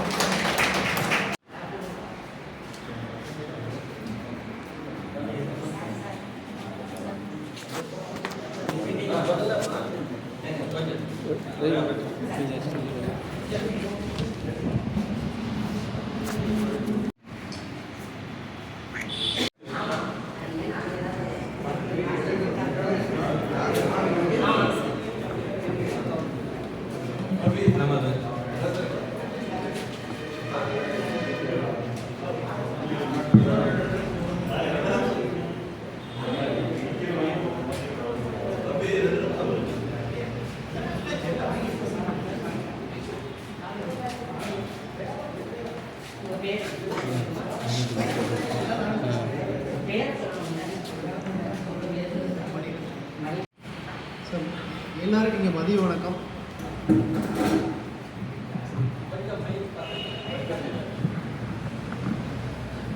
ரிப்பீட்டடாக சொல்லிட்டு இருக்கனால மதிய வணக்கம் உங்களுக்கே போர் அடிக்க ஆரம்பிச்சிருக்கீங்க.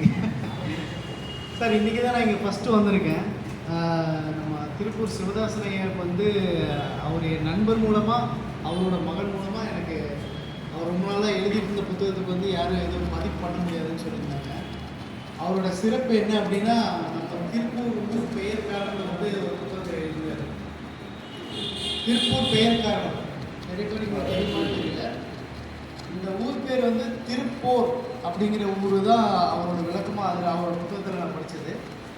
அது எங்கேருந்து வருது அப்படின்னா, மகாபாரத கதையிலேருந்து கீச்சகவதத்திலிருந்து கீச்சகவதம் அதுலேருந்து இங்கே இவரோட இந்த ஊர் பெயர் காரணம் ஸ்டார்ட் ஆகுது. கீச்சகன் வந்து விராடம், இப்போ இருக்கிற விராடனூர் அப்படிங்கிற தாராபுரம், இப்போ இருக்கிற தாராபுரம் சரியாக 3000 வருஷத்துக்கு முன்னாடி அதுபோல பேர் வந்து விராடனூர் அப்படிங்கிற பேர். விராட மன்னன் ஆட்சி செஞ்சுட்டு வர்றாரு.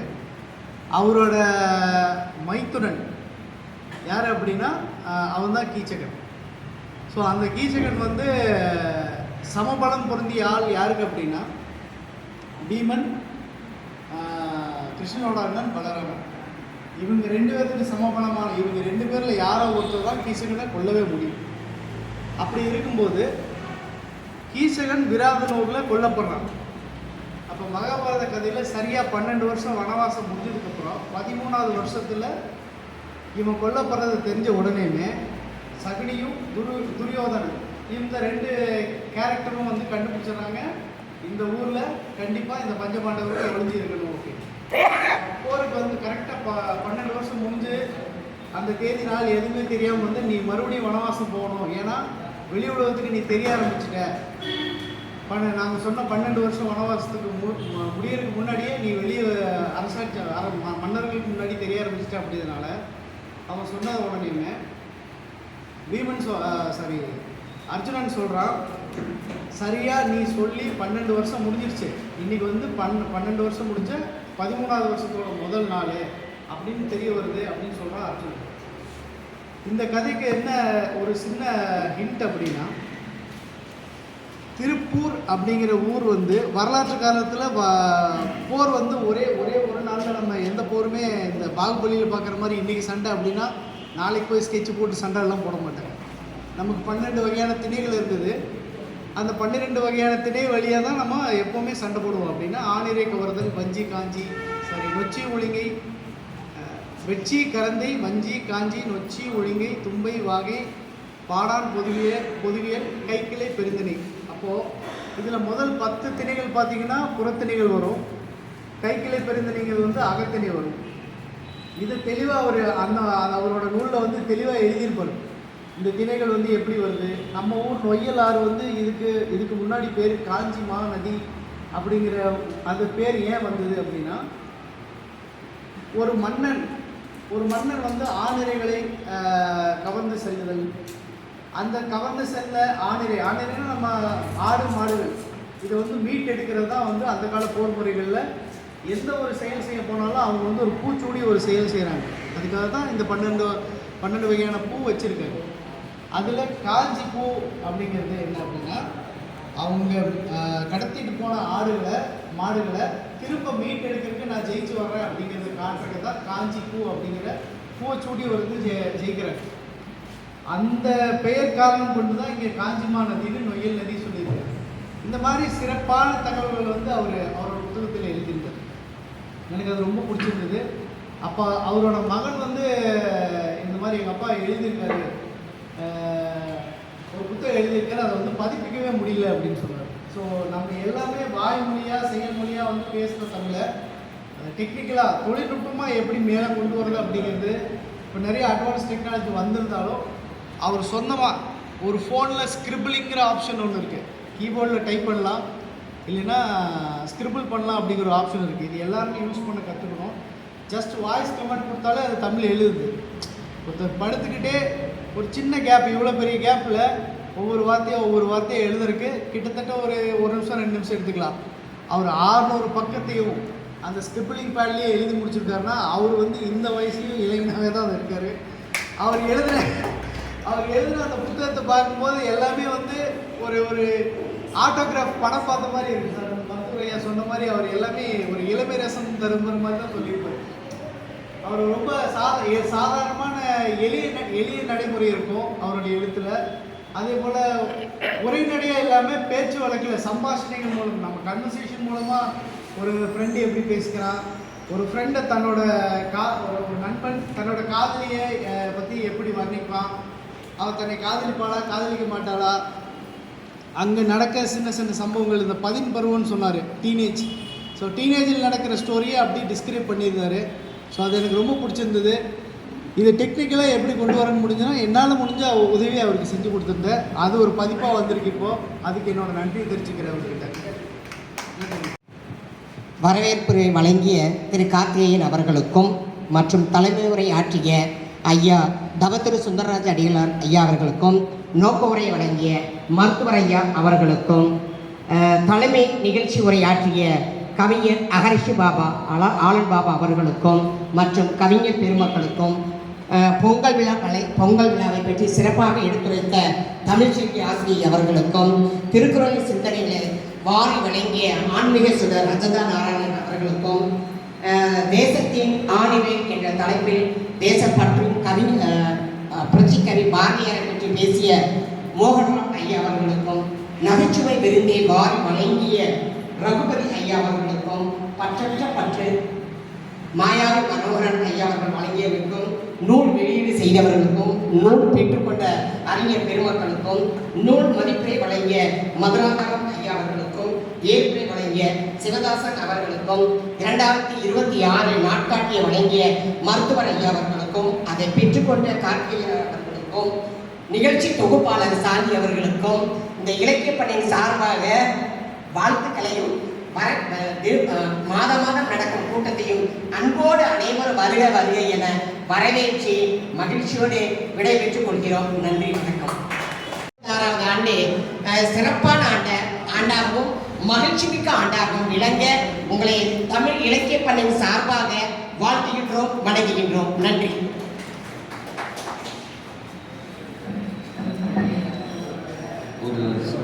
வாழ்த்து அண்டார்டிகா அனுப்பிச்சி வச்சோம். அவர் அண்டார்டிகா பற்றியால ஒரு மெசேஜ் எனக்கு அனுப்பிச்சுட்ருக்காரு, வாய்ஸ் மெசேஜ். தங்கவேல் ஐயா, மோகன்ராம் ஐயா, அப்புறம் நாங்கள் எல்லாரும் அவரை சந்தித்து வாழ்த்து அனுப்பிச்சி வச்சோம்.